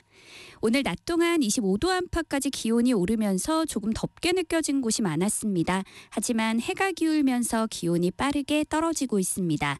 당분간은 일교차가 15도 안팎으로 무척 크게 벌어지니까요. 체온 조절을 위해 겉옷을 잘 챙겨서 다니시기 바랍니다. 토요일인 내일도 맑은 날씨가 이어지겠습니다. 아침 기온은 서울과 강릉 13도, 세종 10도, 대구 12도 등 전국이 8도에서 18도 분포를 보이며 오늘과 비슷해 쌀쌀하겠고요. 한낮에는 서울, 광주, 제주 25도, 부산 26도, 대전 24도, 강릉 23도 등으로 25도 안팎까지 오르면서 활동량이 많을 경우 조금 덥게 느껴지겠습니다. 한편 태풍 끄라토는 타이완에 상륙하며 열대 저압부로 약화됐습니다. 이 태풍이 남긴 비구름이 우리나라로 이동을 하면서 모레 일요일에 전국이 차차 흐려져 오전에는 남부지방, 오후에는 중부지방 곳곳에 비가 가끔 내리겠고요. 양은 대부분 5에서 20mm 정도가 되겠습니다. 현재 서울의 기온은 21도, 습도는 41%입니다. 송소진입니다.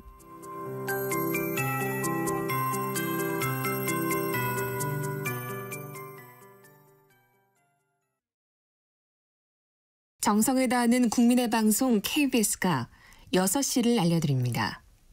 AM 711kHz, FM 97.3MHz, KBS 1라디오입니다. HLKA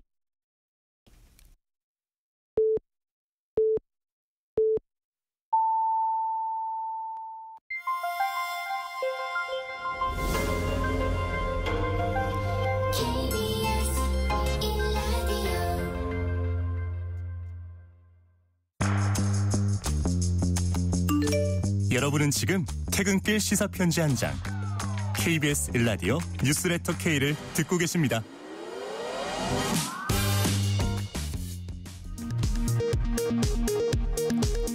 이 시각 라디오 정보센터 뉴스입니다. 윤석열 대통령이 제2요구한 이른바 김건희 여사 특검법과 해병대원 특검법, 지역화폐법이 오늘 국회 본회의 재표결에서 부결돼 자동 폐기됐습니다. 국민의힘이 금융투자소득세 폐지를 거듭 압박한 가운데 더불어민주당은 당론 결정을 지도부에 위임하기로 했습니다. 조국혁신당과 정의당, 참여연대는 예정대로 내년에 시행해야 한다고 촉구했습니다.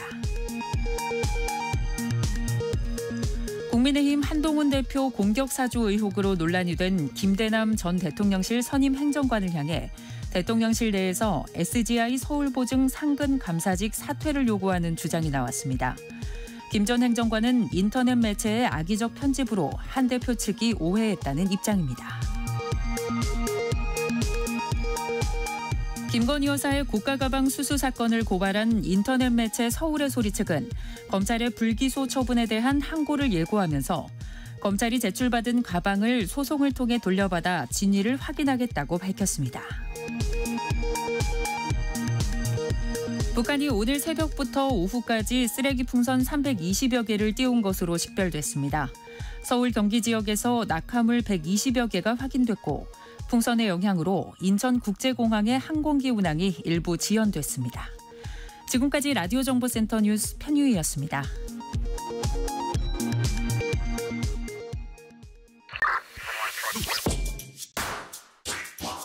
뉴스의 진수를 보여주는 인터뷰. 뉴진수.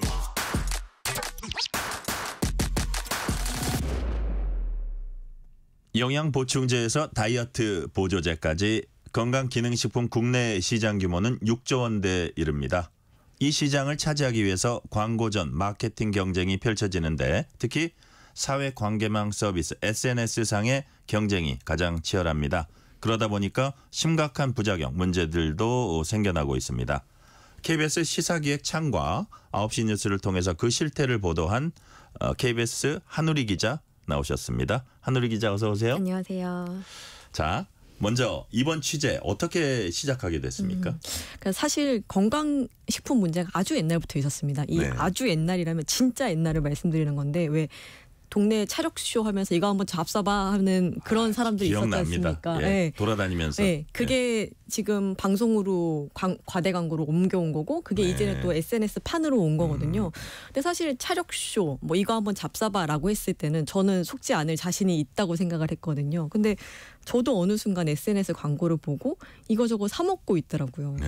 그래서 저도 소비자로서 취재를 시작하게 된 건데 그렇게 이제 인터넷으로 그런 걸 주문해서 먹기 시작하면 요즘에는 알고리즘으로 SNS에 계속 광고가 뜨지 않습니까? 비슷한 거 또 먹으라고. 네. 그래서 그 광고 보니까 또 먹게 되고 자꾸 이제 필요 없는 것도 사 먹게 되더라고요. 근데 그런 광고가 이제 점점 저한테 많이 뜨는데 어느 순간 보니까 이거 해외에서 인증받았다. 해외에서 엄청나게 팔리고 있다. 우리나라 제품인데 이거 뭐 다 고쳐준다. 막 이런 식의 광고까지 뜨는 걸 보고 아 멈칫한 거죠. 저도 이럴 수가 있나 이러면은 어떤 제보를 받았다기보단 본인의 경험에서 우러나는 네, 취재의 시작이었군요. 그렇습니다. 네. 그래서 이건 좀 이 정도면은 우리나라 제약계가 떠들썩해야 되는 거 아닌가 싶은 네. 이제 의구심이 들었는데 그때 마침 이제 저희 자문도 해주시고 인터뷰도 해주신 허위 광고 전문 유튜버, 허위 광고 고발 전문 유튜버 사막여우 이제 TV라는 거를 보게 됐는데 이제 거기서 고발했던 내용이 이제 당뇨 약이라고 속여서 이제 파는 이제 제품이 하나 있는데 네. 그 성분을 보니까 그냥 귀리인 거예요. 주 성분이. 그래서 이거는 정말 치료를 원하는 사람들을 아주 몹쓸 광고로 속이고 있는 거다. 이런 그 내용을 보고 제가 이거를 취재를 해봐야겠다라고 그랬군요. 생각을 해서 시작을 했습니다. 제가 지금 네. 제 기억을 한 20초 얘기해도 네, 될까요? 네. 제가 사회부 기자였을 때 거의 한 28년 전이었던 것 같은데 그때 지금은 식약처죠.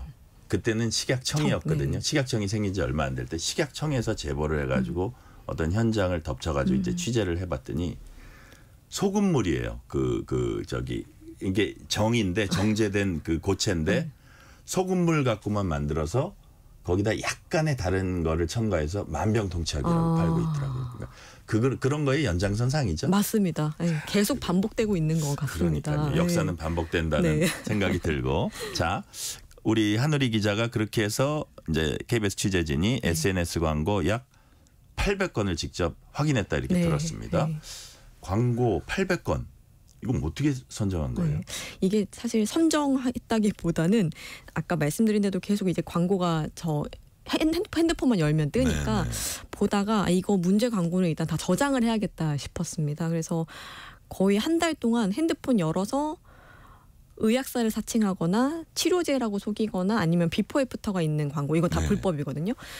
이런 광고들을 계속 저장을 했습니다. 그러니까 하염없이 저장을 하다 보니까 거의 1000개를 제가 저장을 했더라고요. 그래요? 네, 그게 왜 그렇게 실시간으로 저장을 했냐면 SNS 광고 특징이 다시 보기를 할 수가 없습니다.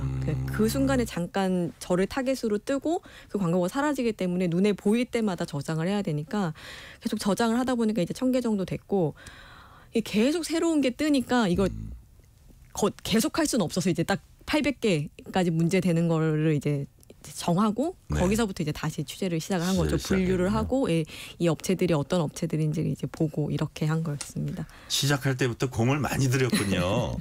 자, 광고들을 보면 유튜버나 인플루언서들이 제품 개발에 직접 참여해서 건강식품 만들었다 이렇게 광고하는 것들 많거든요. 그러니까 그걸 보니까 좀 유명한 사람이니까 또 믿게 되잖아요. 사실. 그래서 이제 뭐 연예인이니 유명 연예인도 많이 동원하기도 하는데, 근데 알고 보니까 이게 공장을 끼고서 아무나 할 수 있는 거라면서요. 네, 저도 사실은 보통 뭐 큰 제약사나 아주 유명한 분들만 만들 수 있는 게 아닌가, 그래서 더 신뢰할 수 있는 거 아닌가라고 믿었었거든요. 근데 그게 아니고 대부분의 업체들이 어느 한 공장에 이제 OEM이라고 하죠. 수주를 줘서 받는 구조입니다. 그래서 건강식품 박스 보면은 그 유통 판매사는 브랜드 업체고 제조사가 따로 있습니다. 이 제조사가 바로 그 제조 공장을 얘기하는 건데요. 이제 A라는 공장에서 A라는 공장에 있으면 원료도 다 똑같은 걸 갖고 있는 거잖아요. 그 A라는 공장이 갖고 있는 가라는 원료를 이제 여러 업체에 납품을 하는 거죠. 그러면 공유하는군요. 그럼 이 업체들은 그 원료를 각각의 브랜드 이름을 붙여서 천차만별 가격을 붙여서 이제 팔고 있는 거죠. 근데 저희는 이 브랜드의 원료만이 아주 특수하고 특별한 원료구나 하고 섭취를 하고 있는 거고요. 근데 그게 사실은 한 공장에서 다 만들어지는 셈이고요. 근데 사실 이렇게 뭐 OEM을 주고 이런 거 자체는 불법도 아니고 문제도 아닌데 이거를 우리만의 브랜드가 우리만의 전문가가 수십 년 동안 개발 연구해가지고 만든 거다라고 과장 광고를 해서 소비자들을 오인시키는 행태가 이제 문제인 거죠. 그래서 이렇게 만들어진다는 걸 알린 이유도 그 개발 과정이나 이 제품 원료 자체가 아주 특별한 건 아니다. 이걸 좀 말씀드리고 싶었습니다. 그러니까요. 아주 여러 가지 다각도로 취재를 하셨는데 건강식품 광고 보면은 이제 사실 법적으로 의사나 약사가 건강식품 광고는 못하게 돼 있잖아요. 네, 맞습니다. 그게 아마도 이게 뭐 의약품으로 오인할 수도 있고 의사 약사가 나오면 사람들이 믿어가지고 그게 막 그거의 어떤 효용도 검증되지도 않았는데 막 살 수도 있으니까 그런 것들을 방지하기 위해서 그런 것 같은데, 근데 SNS 광고를 보면 의사 약사가 막 나옵니다. 그 사람들 어떤 사람들이에요? 일단 저희가 찾아본 결과 한국말을 하는 한국 분들은 100% 배우였습니다. 그러니까 얼굴이 잘 알려지지 않은 배우. 네, 그렇습니다. 이제 단역 배우분들이 이제 거기 이제 모집을 해서 하는 건데요. 앞서 말씀하신 거 잠깐 보충으로 말씀을 드리면, 저희가 설문조사를 해봤어요. 건강기능식품을 SNS에서 사본 소비자들을 대상으로 설문조사를 했더니 이 구매를 결심하게 하는 가장 큰 요인이 뭐였냐 했을 때 전문가의 그 어떤 추천. 그걸 보고 이제 무조건 구매하게 됐다는 거예요. 그러니까 이거를 딱 노린 거죠. 그렇죠. 근데 사실 말씀하신 것처럼 의사나 약사나 한약사, 한의사가 추천하는 거는 법적으로 금지되어 있습니다. 그러니까 당연히 의약사분들이 그 광고에 나오지 않겠죠. 그러니까 업체들이 이제 돌려쓰기로 배우분들을 모집해가지고 이제 가운만 입혀가지고 의사인 것처럼 내보내는 거죠. 쉽게 말해서 속이는 거네요. 네네네. 그래서 이게 단역 배우 모집 사이트가 있어요. 거기에 보면은 우리가 건강식품 바이럴 마케팅을 할 건데 여기 전문의 역할 해주실 분, 좀 신뢰감 있는 외모를 가지신 분, 뭐 이런 분들을 구인을 하고 있어요. 지금도 하고 있더라고요. 네. 그러니까 이 단계부터 이미 불법인데 공공연하게 하고 있는 거죠. 그러니까 이건 허위 과장 광고가 아니라 거의 사기에 해당하는 이게 네. 여러 가지 법적으로 따져봐야겠지만 심지어 광고가 아니라 공식 판매 홈페이지에 뭐 우리 의사와 개발했습니다라고 하고 의사 사진을 걸어놓는데 그 의사 사진도 배우인 경우도 저희가 찾았습니다. 그러니까요. 네. 다 가짜 네. 의사고. 자, 해외 의사가 등장했다고 하는 광고에 실제 해외 의사를 도용했다 이런 건 어떻게 확인할 수 있습니까? 저희가 이제 이런 이제 배우들을 고용해서 의사 사칭 광고를 한다는 게 조금은 소비자들한테 알려졌거든요. 네네. 그랬더니 이제 업체들이 또 다른 길을 찾아낸 거죠. 그러니까 해외 의사가 이 제품을 추천하는 것처럼 광고가 나오고 있어서 이건 대체 해외 배우들을 쓴 건가 하고 궁금해서 이 사람들 얼굴 찾기 사이트라는 게 있어요. 네네. 요즘에. 그래서 이 예를 들어 제 얼굴 사진을 거기다가 넣어두면은 그 인터넷상에 있는 제 얼굴을 다 이렇게 AI로 찾아가지고 그 사이트에 알려주는 거예요. 네, 그렇습니다. 그래서 그 해외 의사 광고 나온 분들을 다 넣어봤어요. 일일이 넣어봤더니 다 실제 의사인 거예요. 의사예요. 네, 이탈리아, 러시아, 일본, 중국, 미국 의사들이 근데 그 사람들의 동의를 받았냐 이게 일단 1차적으로. 네. 그래서 일일이 메일 보내고 전화해봤더니 동의받지 않았던 거예요. 도용한 거였습니다. 네. 거기에서 나아가서 그러니까 미국 의사 같은 경우에는 대략 뭐 비슷한 원료를 소개하는 영상을 썼는데 이제 러시아어나 이탈리아어 같은 경우에 소비자들이 잘 못 알아들을 거라고 생각하니까 이 사람은 A라고 말하는데 그 자기들 제품 광고하는 것처럼 자막만 붙여가지고 이제 광고를 하고 있더라고요. 자, 전혀 엉뚱한 얘기를 이 사람은 했는데 네. 그거를 요 제품의 취지에 맞게 그냥 임의적으로 자막을 달아서 자막을 달았다. 네. 그러니까 예를 들어 심장 전문의가 심장에 대해서 얘기하고 있는데 자막은 다이어트하는 방법에 대해서 나오고 있는 거예요. 무슨 얘기인지 알았어요. 이런 식으로 이탈리아나 러시아 속이더라고요. 모르는 사람들이 많으니까. 네. 야, 여러 가지네요. 근데 심지어 나라 망신시키는 이건 정말 사기로밖에 볼 수 없는 광고도 있었다고 합니다. 구체적으로 어떤 사례들이 있었어요? 이제 이것도 해외를 이제 약간 외국을 이용하는 광고였는데 해외 약국이나 해외 마트 매대 있지 않습니까? 네네. 거기에 자기들 제품을 잠깐 올려놓고 그걸 찍어서 해외에서 우리 제품이 이렇게 팔리고 있다, 잘 나가고 있다라고 속이는 거예요. 근데 SNS 광고가 TV 광고처럼 뭐 고화질로 나오는 것도 아니고 오래 보여지는 것도 아니니까 그 잠깐 나오는 거니까 딱 그 이미지를 주는 거죠. 아, 이거 해외에서 팔리고 있구나. 자세히 볼 수가 없으니까 저도 속았거든요. 아, 이거 해외 제품이구나라고. 그런 식으로도 하고 또 해외에 아예 가서 해외 배우한테 이제 인터뷰를 시켜서 아, 이 제품 진짜 효과 있어요라고 찍어놓고 이 사람 인터뷰 때문에 이 제품이 해외에서 100억 원어치 팔렸습니다라는 자막을 달아서 이제 송출하고 그것도 이제 거짓말이 있더라고요. 허위라 이거죠? 네, 그렇습니다. 아, 정말 대단하다. 정말 노력하고 있구나라는 생각이 들 정도로 사기에 가깝게 이렇게 광고를 하고 있더라고요. 자, 그러니까 일반 소비자들을 속이기 위해 참 많은 노력을 하고 있군요. 네. 자, 근데 방송을 보면 시사기획창이나 이제 제작하신 걸 보면 제작진이 아예 건강식품 업체 하나 만들어서 취재를 진행하는 이런 방식을 활용한 걸로 나오거든요. 그래서 이런 과정을 거쳐서 꼭 전달하고자 했던 메시지 뭐였습니까?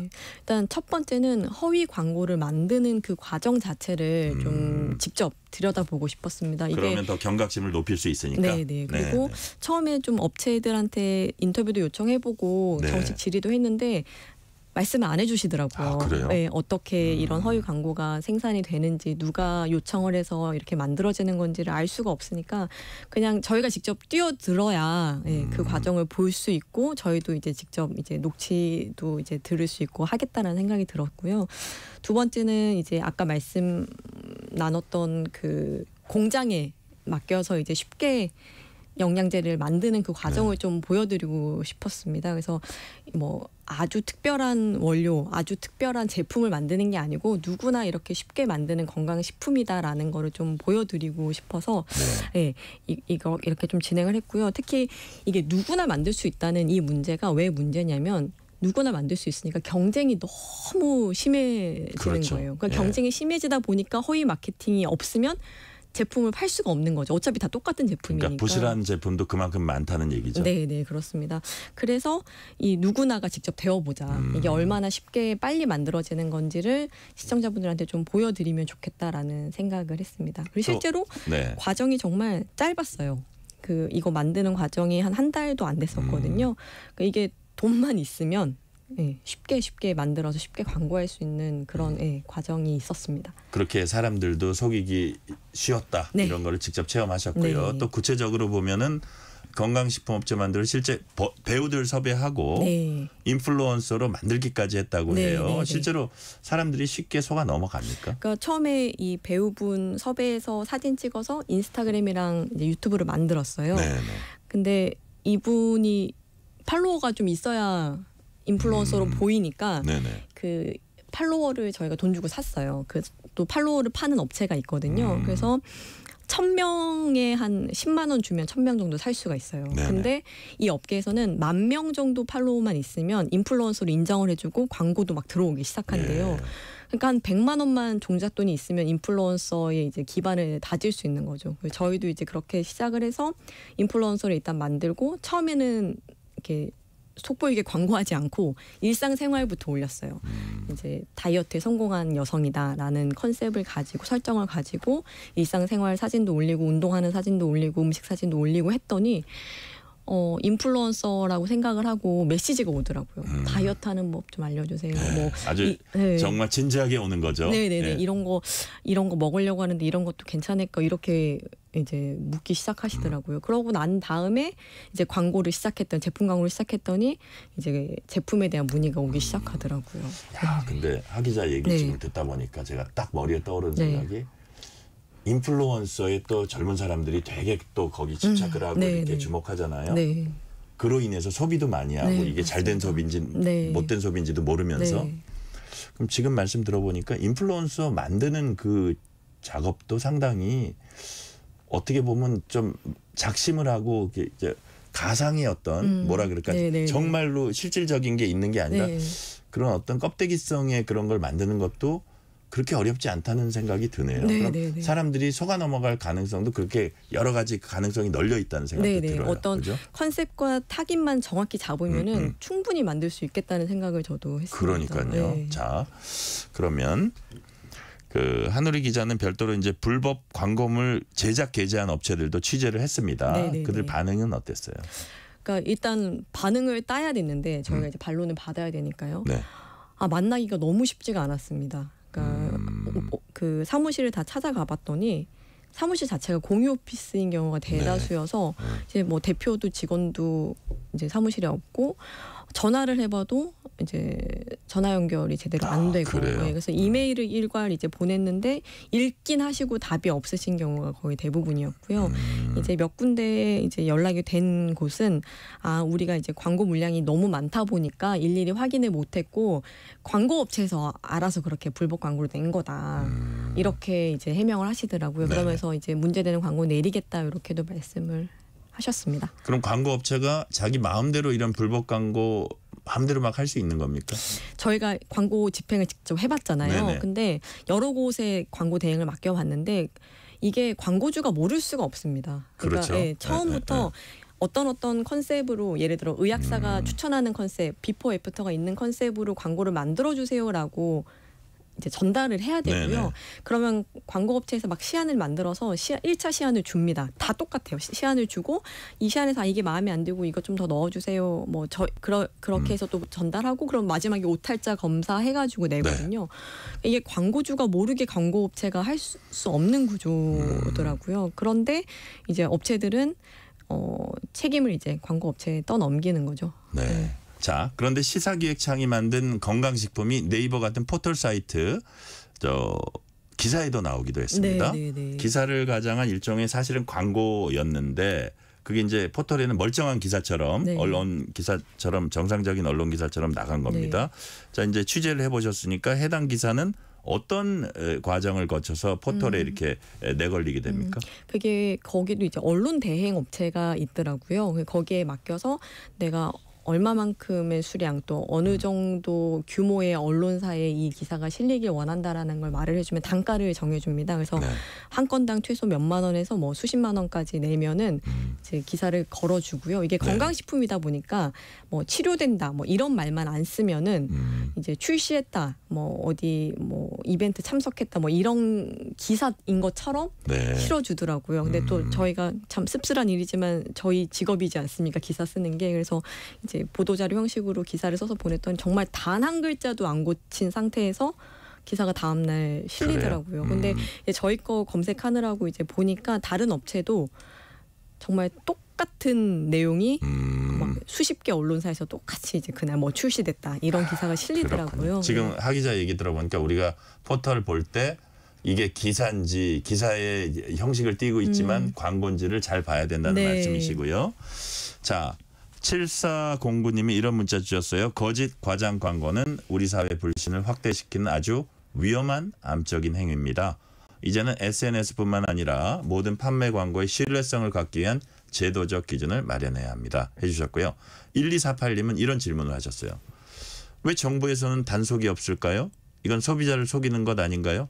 식품의약품 안전처 같은 데서 좀 이렇게 그 조사도 하고 이렇게 할 것 같은데요. 네, 단속도. 네. 지금 그러니까 실태는 어떻습니까? 이게 SNS로 이런 그 건강식품 광고판이 넘어온 게 딱 작년이라고 해요. 그래서 원래는 TV 홈쇼핑을 중심으로 이 모니터링 요원들이 단속을 했는데 네. SNS로 넘어오니까 너무 물량이 많아졌다고 합니다. 하루에 광고만 SNS에서 때리는 게 수억 개래요. 근데 이거를 모니터링하는 직원분이 14분밖에 없어요. 도저히 감당이 어려울 네네. 정도로. 그래서 이분들이 일일이 직접 광고를 보는 게 아니고 소비자들이 이런 광고 문제 있어요 하고 링크 적어서 이게 뭐가 문제예요 해서 사진 캡처해서 보내주면 이제 그거를 이제 역으로 다시 조사를 하는 방식을 쓰고 사실 있거든요. 그거 하는 것도 감당이 안 될 거예요. 그렇습니다. 네. 네네. 그래서 고충이 좀 크고 그 이거에 대한 좀 지원과 인력이 좀 늘어나야 되지 않겠나 이런 네. 생각이 들었습니다. 우리가 이제 식약처 과연 예를 들어서 어떤 제품이 과연 얘기되는 제품이냐 아니냐 이랬을 때 뭐 기준을 삼은 게 여러 개 있지만 그 중에 하나가 식약처 인가거든요. 네, 맞습니다. 그래서 인가 여부에 대해서도 취재를 하셨을 텐데 네. 어떤 점에 좀 주목해서 보셨어요? 그 식약처 인정 받는 것 자체는 네. 제조 공장이 알아서 해줍니다. 이것도 어차피 제조 공장이 정확한 기준을 알고 있고 네. 거기서는 그 원료나 이런 걸로 장난치면은 바로 제재가 들어오니까 그건 공장에서 굉장히 까다롭게 네. 검수를 해서 나가기는 하더라고요. 근데 이제 이거를 과장 광고하는 거 이걸 파는 그 과정에서 이제 문제가 생기는 거죠. 네.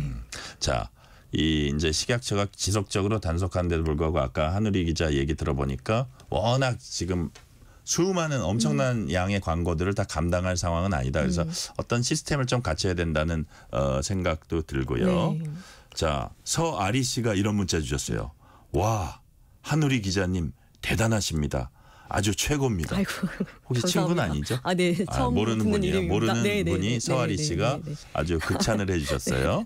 자, 하 기자 취재 마치면서 SNS 광고판 뭐가 가장 문제고 이거는 꼭 고쳐야 되겠다 생각해봤을 것 같아요. 어떤 겁니까? 이게 저희가 이제 방송하고 댓글을 보니까 네. 속는 사람이 문제다 이런 시선도 있더라고요. 근데 저도 속아봐서 알지만 이게 SNS 광고가 사람을 속이려면 어떻게든 속일 수 있는 상태입니다. 네, 그래서 사기 치려는 사람들한테 당하기 참 힘들어요. 네, 그 네. 저희가 이제 방송 첫 부분에 보면은 막 저희 편집 감독님이 비가 쏟아지는 장면을 넣어주셨거든요. 그거랑 네네. 약이 쏟아지는 장면을 거기서 우산을 아무리 써도 쏟아지는 걸 피할 수가 없는 상황입니다. 지금 그러니까요. 상황이. 그러니까 이제 이 소비자들이 스스로 판단하는 거에 기대면 안 되고 아까 말씀드린 것처럼 단속 요원들도 좀 늘려주시고 이제 법 개정안이 계속 들어가는 있거든요. 네네. 이 법 개정안도 좀 처벌 수위를 높이고 이제 제조 공장에도 책임을 같이 물리는 그런 법 개정안이 좀 빨리 통과가 되는 게 시급할 것 같습니다. 자, 단속을 강화하는 여러 가지 제도적 정비란 법 개정안 빨리 통과돼야 된다는 말씀까지 듣겠고요. 6824님이 공영방송을 보거나 듣거나 하면 적어도 사기는 당하지 않을 것 같아요. 수많은 노력이 헛되지 않길 바라면서 듣고 있습니다. 웃음 표시해 주셨고요. 감사합니다. 여기까지 말씀 듣겠습니다. 네. 지금까지 KBS 한우리 기자였습니다. 감사합니다. 네, 감사합니다. 한우리 기자가 취재 보도한 시사기획창 500억 한 방에 속여 먹다 편은 KBS 홈페이지와 유튜브 채널을 통해 다시 보기로 시청할 수 있습니다. 퇴근길, 당신과 함께 읽는 세상 이야기. KBS 1라디오 뉴스레터 K.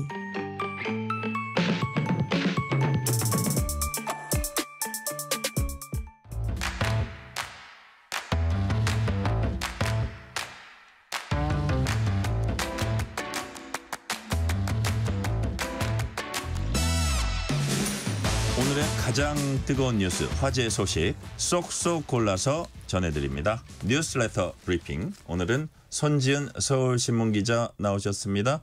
손 기자님 어서 오세요. 네, 안녕하세요. 자, 중동 얘기부터 해볼게요. 중동 긴장 고조로 국제 유가가 계속해서 상승하고 있습니다. 특히 이스라엘의 이란 석유 생산 시설에 대한 공격 가능성이 불안감을 키우고 있죠. 네, 조 바이든 미국 대통령이 이 이스라엘과 이란 석유 시설에 대한 공격 가능성을 논의 중이라고 밝힌 뒤에 국제 유가가 5% 이상 뛰어 올랐습니다. 네. 이스라엘이 이란의 석유 시설을 공격하면 원유 공급에 차질을 빚게 돼서 큰 혼란을 초래할 수 있어서 시장이 굉장히 민감하게 즉각적으로 반응을 했습니다. 자, 미국이요. 이 대이란 제재를 강화하면 그 대상이 이란의 석유 수출에 집중될 가능성이 높은 데다가 석유 시설마저 공격을 받으면 공급량이 그만큼 더 줄 수밖에 없습니다. 자, 그래서 국제 유가가 먼저 반응을 했습니다. 이스라엘이 이란의 석유 시설을 공격할 경우 유가가 배럴당 $200 안팎까지 치솟을 수 있다는 전망이 나왔고요. 11월 인도분 서부 텍사스산 원유가 전장 대비 5.15% 급등한 배럴당 $73.71의 거래를 마쳤습니다. 네. 이날 유가 급등 바이든 대통령의 발언이 원인으로 꼽힙니다. 발언 내용이 어땠기에 유가가 급등했다는 겁니까? 네, 이 플로리다와 조지아주의 허리케인 피해 지역 방문을 위해서 출발하기 전에 백악관에서 기자들을 만나서 네. 여러 가지 질문에 대답을 하면서 이런 발언이 나온 겁니다. 이스라엘이 이란의 석유 시설을 타격하는 걸 지지하느냐라는 질문이 나왔는데요. 일단 이것도 제 생각에 그건 좀이라면서 요 부정적인 입장을 잠시 보인 이후에 우리는 그것에 대해서 논의 중이다라고 말했습니다. 또 이스라엘이 이란을 보복 공격하는 것을 허용하느냐라는 질문에는요. 우리가 허가할 문제는 아니지만 조언을 하고 있다라고 말했습니다. 지금 국제사회가 이스라엘의 다음 수를 숨죽여 지켜보고 있기 때문에 요 바이든 대통령의 발언이 즉각적으로 상당한 파장을 일으킨 겁니다. 네. 허가가 아니라 조언하고 있다. 이거 설마 말실수는 아니겠죠? 자, 바이든 대통령의 발언은 이스라엘이 이란의 석유 시설을 공격한다는 걸 기정사실화하진 않았지만 공격 가능성이 검토되고 있다는 것만으로도 시장이 이제 충격을 준다는 얘기죠? 네, 미국 대통령은요 국제 정세를 좌우하는 슈퍼파워맨입니다. 네. 중동의 무력 충돌 확산을 시사하는 듯한 이 발언에 중동 전면전을 둘러싼 국제사회의 우려가 증폭된 네네. 겁니다. 자, 미국 현지 반응도 굉장히 뜨거웠는데요. 뉴욕타임스는 바이든 대통령의 돌출 발언이 시장과 중동에서 파장을 초래했다라고 보도를 했습니다. 자, 그리고 이스라엘 지도자들은요. 현재까지 이란에 대한 보복 공격이 언제 어떻게 이뤄질지에 대해서 모호한 태도를 유지해왔거든요. 그런데 이스라엘과 동맹국들이 준비 중인 군사공격의 목표물 시점이 어렴풋하게나마 드러났기 때문에 네. 자, NIT는 요거를 바이든 대통령 발언 주목받기에 충분했다라면서 다소 비판적으로 전했습니다. 네. 자, 이스라엘이 이란의 석유 시설 타격을 준비 중인지 아닌지는 확실치 않지만 바이든 대통령이 이를 암시하는 것만으로도 국제사회 이제 충격파로 작용하고 있어요. 네, 그리고 이스라엘이 이 유대세의 명절인 로시 하샤냐가 네. 4일 일몰까지인데요. 요때까지는 이란에 대응하지 않을 거다라는 것은 이제 모두의 예측이었습니다. 그렇지만 이 실제로 이런 정보를 다루는 핵심 인사인 바이든 대통령이 이런 것을 언급한 것 자체가 매우 놀라운 일이라고 다들 보고 있는 겁니다. 미국 국방부도요, 이 바이든 대통령의 다소 정제되지 않은 발언이 파장을 몰고 오자 좀 진화에 나섰습니다. 사브리나 스인 국방부 부대변인이요, 정례 브리핑에서 어떤 논의를 하든 그거는 이제 우리 대응의 일부가 될 것이다라고 했고요. 또 이제 이란의 석유 시설이 공격 대상에 포함되느냐라는 질문에는 뭐 더 말할 수는 없다라고 했습니다.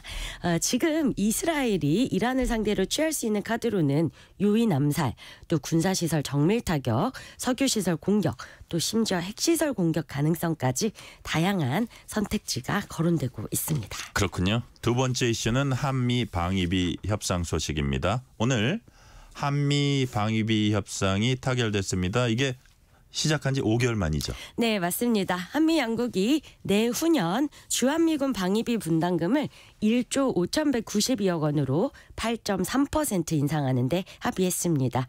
외교부 설명에 따르면요, 양국은 지난 4월부터 8차례 협의를 거쳤습니다. 2026년 한미 방위비 분담금을 내년보다 8.3%, 액수로는 1,164억 원 올리는 내용이고요. 자, 이게 제12차 특별협정입니다. 협정의 유효기간은 오는 2030년까지 5년이고요. 연간 증가율은 11차 특별협정에서 적용하고 있는 국방비 증가율 대신에 소비자 물가지수 증가율을 적용하기로 했습니다.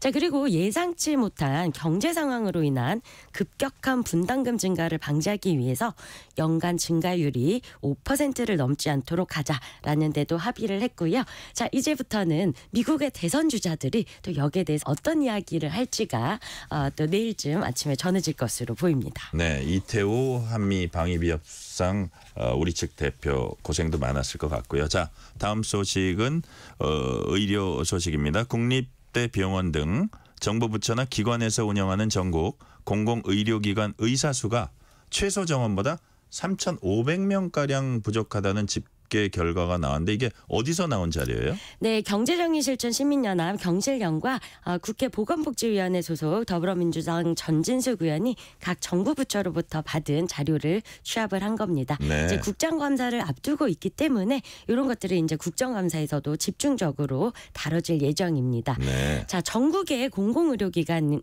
이제 217곳 중에 의사 정원 미달 현황 자료를 보면은 지난 6월 말입니다. 현재 전체의 41.9%, 절반에 약간 못 치죠. 여기가 의사수 정원을 채우지 못하고 있습니다. 그리고 의사수가 특히 부족한 곳은요, 국립대 병원들이었습니다. 국립대 병원 16곳 중에 의사가 부족한 곳이 14곳이고요. 평균적으로 얼마나 부족한지를 봤더니 한 곳당 202명의 의사가 부족한 것으로 나타났습니다. 또 지방자치단체 소속의 공공의료기관에도요, 지방의료원을 포함하면 309명, 또 보훈병원도 109명, 국립중앙의료원 107명, 복지부 71명 순으로 의사가 부족했습니다. 네, 그렇다면 의사 부족 현상이 더 심해진 이유 뭘까요? 네, 이 공공의료기관에서는요, 지난 1년간 3,200여 명의 의사가 퇴사를 했습니다. 네. 자, 그러면 퇴사한 만큼 인원이 충원이 돼야 하는데 충원을 못하면서 의사의 부족 현상이 더 심각해진 겁니다. 네. 자, 그렇군요. 자, 지역 의료에서 이제 중요 역할을 하는 게 보건소, 보건의료원, 또 보건지소 이런 건데 그쪽 상황은 어떻습니까? 네, 16개 시도 중에 인력 기준이 초과하는 서울과 제주를 제외한 14개 시도는요, 의사 정원을 채우지 못했습니다. 14개 시도 지역에 보건의료기관 1,489곳에 배치돼야 하는 최소 인력이 한 1,800명 정도가 되는데요. 실제 배치된 인원은 500명밖에 안 됩니다. 자, 그러면 500명이 부족한 1,200명, 그러니까 네네. 70%를 못 채우고 있는 겁니다. 자, 그리고 지난 1년간 퇴사한 의사 431명 가운데서 80%는 공중보건의, 공보의였습니다. 그러면 보건소의 주요 인력이 공보의인데 공보의의 인사가 어떻게 되느냐에 따라서 보건소 인력이 크게 좌우되는 그런 현상을 보이고 있습니다. 자, 그리고 의사가 단 한 명도 재직하지 않는 보건소와 보건의료원, 보건지소도 전국에 594곳이나 됐습니다. 자 그리고 경북과 전남의 경우는요. 지난 1년간의 공보위가 80여 명씩이나 퇴사하면서 의사 부족 현상이 심각해졌습니다. 그러니까요. 의료 어떤 인력이 되게 열악한 지역이 이렇게 생각보다 많네요. 자 수호건대 연봉을 제시해도 결국 의사를 채용하지 못하는 사례도 그러다 보니까 이제 생겨요. 네, 경북 안동의료원은요. 지난해 연봉 4억 5천만 원을 근무 조건으로 내과 의사 채용 공고를 냈지만 아무도 지원하지 않았습니다. 그리고 경북의 영주 적십자병원도요. 지난해 연봉 4억 4천만 원의 정형외과 의사, 네. 또 경북 김천의료원은 올해 연봉 4억 3천만 원의 응급의학과 의사를 채용하려고 했지만 결국은 실패했습니다. 그리고 경남의 거창 적십자병원은요. 올해 영상의학과 의사를 채용하기 위해서 채용 공고를 무려 10번이나 냈습니다. 처음 채용 공고 낼 때 연봉이 한 4억 5천만 원이었는데 아무도 지원하지 않았고요. 이후 연봉을 5억 원으로 올려서 가까스로 의사를 채용할 수 있었습니다. 자 그리고 지난해에는요. 전남 목포시 의료원이 연봉 6억 2천만 원을 제시한 끝에 정형외과 의사를 채용했습니다. 이 5억 원 이상의 높은 연봉을 제시해야 겨우 의사를 채용할 수 있을 정도로 의료 인력난이 심각하고요. 자 이제 전체 의사 수는 의대 정원을 증원하면서 좀 조율을 할 수 있지만 이 지역 필수 공공의료 의사를 확보할 방법은 또 다시 정책적으로 보완이 돼야 한다. 이런 지적 나오고 있습니다. 우리 손지은 기자님한테 6억 준다 그러면 갈 것 같아요? 안 갈 것 같아요? 여러 가지 또 사안을 볼 것 같아요. 나 같으면 일단 가서 볼 것 같은데. 네. 근데 그게 제가 보기에는 그 제반 어떤 인프라가 그런 것도 있지만 되게 혹사를 당하지 않나 이런 생각이 아닌가 싶어요. 거기 이제 혼자서 다 해야 되니까. 맞습니다. 대부분의 네. 지역 이제 의료기관에서는요, 다들 이 업무량, 가혹한 업무량에 대한 호소가 이어지고 있습니다. 그러니까요. 자, 90일이 지났습니다. 비밀번호를 변경해 주세요. 대소문자와 특수문자 꼭 포함해 주세요. 그동안 이용자들 많이 불편하게 했던 까다로운 비밀번호 규칙 이제 완화된다고요? 네, 우리가 지금 쓰고 있는 그런 규칙들이요. 17년 전에 만들어진 거였습니다. 오래됐군요. 네, 이 기업들이나 각국이 자체 비밀번호 규칙을 만들 때 표준으로 삼는 게 미국의 국립표준기술연구소입니다. 이제 니스트인데요. 여기서 17년 만에 비밀번호 관련 요구사항 이런 거 더 쓰지 말라라는 새 지침을 만들었습니다. 이 복잡한 비밀번호가요. 또 그리고 어르신들이나 좀 이제 정보 격차 있는 분들한테는 디지털 장벽 중에 하나로도 이제 여겨져 왔는데, 자 우리가 지금 대부분 쓰고 있는 거는 영문, 대소문자, 네. 숫자, 특수문자 한 개를 포함해야 되고 또 90일 이후에는 바꿔야 하잖아요. 그렇죠. 그리고 조금 보안이 센 곳들은요. 내가 하나만 바꾸려고 하면은 기존에 썼던 거니까 아예 다른 걸로 바꾸라 이런 안내가 나오기도 합니다. 이게 다 2007년에 내놓은 지침이었고 17년이 지나고 보니 이게 별로 효과가 없다라는 겁니다. 대부분의 사람들이요. 뭐 특수문자를 돌려 쓴다든지 아예 수첩이나 다른 곳에 적어놓기도 해서 오히려 이런 비밀번호가 보안성을 취약하게 만든다라는 연구 결과까지 나왔다고 합니다. 기억하게 하는 게 오히려 낫다. 그런 말씀 같고요.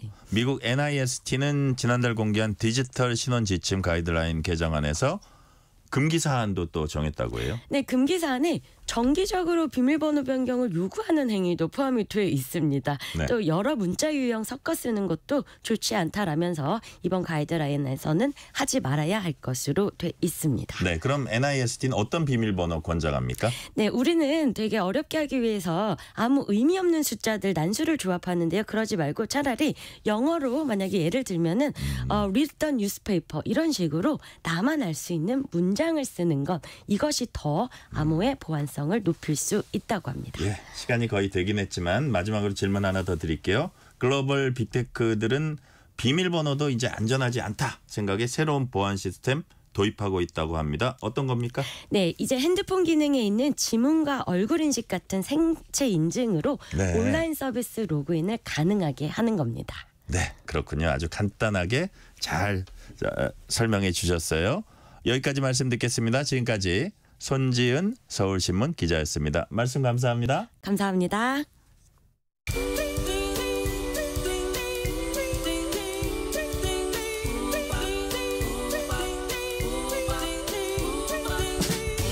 오늘 하루 뉴스를 정리해주는 다정한 편지 한 통. KBS 일라디오 뉴스레터 K.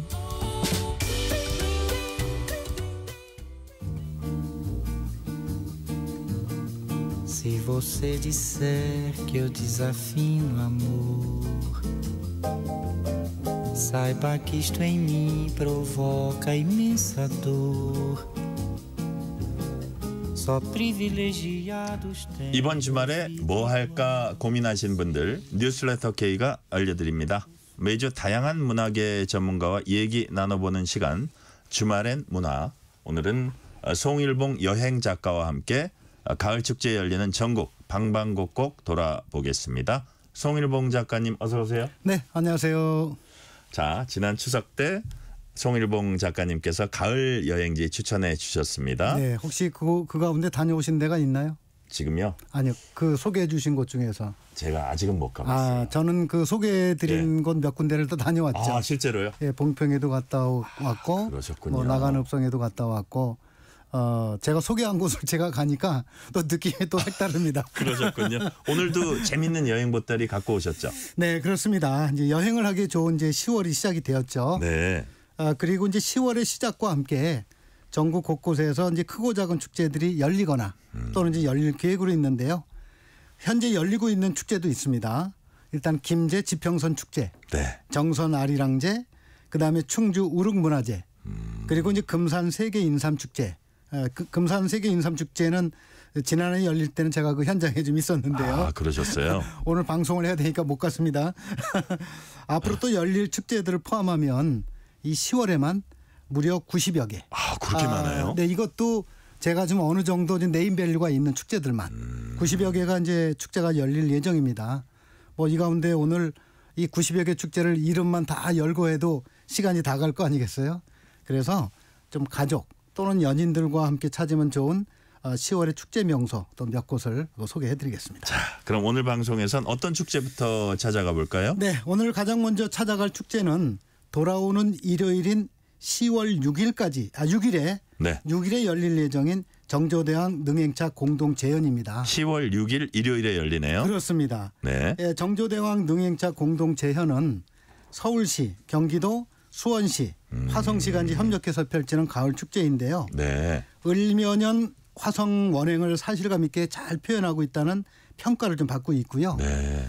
이게 한 10년 정도, 한 7년, 10년 정도 된 축제인데 해를 거듭할수록 그다음에 축제의 구성이 이제 점점 이제 단단해지고 있습니다. 네. 아울러 정조대왕 능행차 공동 재현이 진행되는 그 구간이 꽤 길 텐데 이 중에서도 서울시 금천구 구간이 이제 가장 이제 볼만한데요. 아, 그래요? 네, 정조대왕 능행차 공동 재현의 하이라이트라고 할 수 있는 정조대왕이 행차하는 모습을 볼 수가 있는 게 좋잖아요. 그러니까요. 그것이 바로 금천구청 삼거리부터 시흥오동 주민센터까지 한 1km 정도 되는데 서울 시민이면 수원까지 안 가도 볼 수 있는 거네요. 그렇습니다. 원래 네. 출발은 이제 서울 이제 창덕궁에서 출발을 하겠죠. 네네. 출발하는 모습은 이제 보겠고 일부 행렬은 보지만은 그래도 좀 어떤 의미도 좀 있고 좀 실제로 이제 왕이 말을 타고 물론 그 재현 배우들이 타겠습니다마는 네. 그래서 이 한 1km 구간을 한 30분 정도 행렬을 하게 되는데 일요일 날 오후 5시부터 시흥 금천구청 상거리에서 출발할 걸로 좀 예상이 돼 있습니다. 자, 정조대왕 능행차 어떤 스토리가 있습니까? 네, 정조대왕 하면은 효심이 아주 지극했던 또 왕으로 많이 알려져 있죠. 네. 그리고 능행차를 유난히 많이 했던 왕입니다. 네. 특히 이제 아버지 사도세자가 세상을 떠난 지 33년이 되는 해인 이때 그 을묘년인데 이때 그 원행이 유명하고요. 특히 그 을묘년 원행에는 회갑을 맞은 어머니 해경궁 홍씨가 처음으로 이게 동행을 했었기에 또 의미가 좀 있었죠. 네. 그러니까 1795년 2월 9일부터 추울 때 한 거예요. 2월 9일부터 16일까지 진행되었던 을묘년 원행에는 수백 마리의 말, 그다음에 호위무사, 또 기마 악대, 그다음에 궁녀 등이 동행을 했는데 이것은 제가 그냥 뭐 대충 찍어서 얘기하는 게 아니고 이 같은 내용이 1797년에 간행된 원행 을묘 정리 의궤라는 책에 그림과 함께 자세히 이제 기록되어 있습니다. 사료가 있군요. 아울러 이제 을묘년 원행에서는 금천 현감, 그러니까 지금으로 말하면 이제 금천구청장이 되겠죠. 금천 현감 홍경호의 안내를 받은 정조대왕 일행이 바로 이곳 시흥행궁에서 하룻밤을, 왜냐하면 하루 만에 수원까지 갈 수가 없으니까 네. 하룻밤을 이제 묵었던 그런 역사적인 또 얘기거리가 있는 현장이기도 합니다. 네. 자, 정조대왕 능행차 말씀해 주셨고 지금 신나는 축제가 바로 지금 열리는 곳도 있죠. 있습니다. 충청남도 공주시하고 부여군에서 제70회 백제문화제가 지금 열리고 있습니다. 네네. 뭐 이 백제문화제는 그 이름에서도 느낄 수 있듯이 진주의 개천예술제, 경주의 신라문화제, 그리고 제주의 탐라문화제 등과 함께 어떻게 보면 우리나라를 대표하는 전통축제 가운데 하나입니다. 이 백제문화제는 지난 9월 28일에 이미 시작이 되었고요. 돌아오는 일요일인 10월 6일까지 열릴 예정이니까 내일이나 모레 시간이 되시는 분들은 다녀오시면은 그 신나는 축제 현장을 체험해 볼 수가 있겠습니다. 네. 같은 백제문화제인데 공주시, 부여군 두 곳에서 열리네요. 네. 왜 이렇게 열리느냐면은 아마 두 곳 모두 백제 말기의 이제 대표적인 도읍지였기 때문일 겁니다. 근데 본래 백제문화제는 1955년부터 1965년까지는 이 부여군에서만 열렸어요. 그런데 야, 부여에서만 하고 우리 공주에서도 좀 해야 되지 않냐 이래가지고 1966년부터 78년까지는 부여군에서 하고 공주시에도 한 거예요. 네. 그러니까 내용이 좀 겹치는 것도 있을 것이고 좀 낭비되는 부분이 있겠죠. 지자체에서 그 양보하기 쉽지 않을 겁니다. 그렇죠. 예, 왜 니네만에 우리도 좀 해야지. 그래서 이제 중간에 절충을 본 거예요. 네. 그래서 1979년부터 2006년까지는 그러면 공주시에는 홀수해. 그다음에 부여군에서는 짝수해 하자 해가지고 축제가 경년제로 열렸는데 저도 축제 취재하러 가려면은 이번 해에는 공주로 가야 되는지 부여로 가는지 실제 잘못 간 적도 있습니다. 아, 그래요? 홀수 짝수를 혼동을 해가지고 말이죠. 그래서 이런 문제가 좀 있고 그래서 지난 2007년부터는 그냥 공주시하고 부여군이 서로 이제 잘 의견을 조율해서 프로그램도 좀 조율해서 그렇죠. 네. 겹치는 건 좀 빼고 이렇게 해서 아주 사이좋게 백제문화제를 개최하고 있는데요. 이 공주시에서는 이제 주요 행사장이 금강 신관공원, 네. 예, 신관본관 아니고요. 동네 이름이 신관동입니다. 신관공원, 그다음에 공산성, 세계문화유산 등재가 돼 있죠. 그다음에 공주의 원두시민 제민천 요 일대에서 열리고요.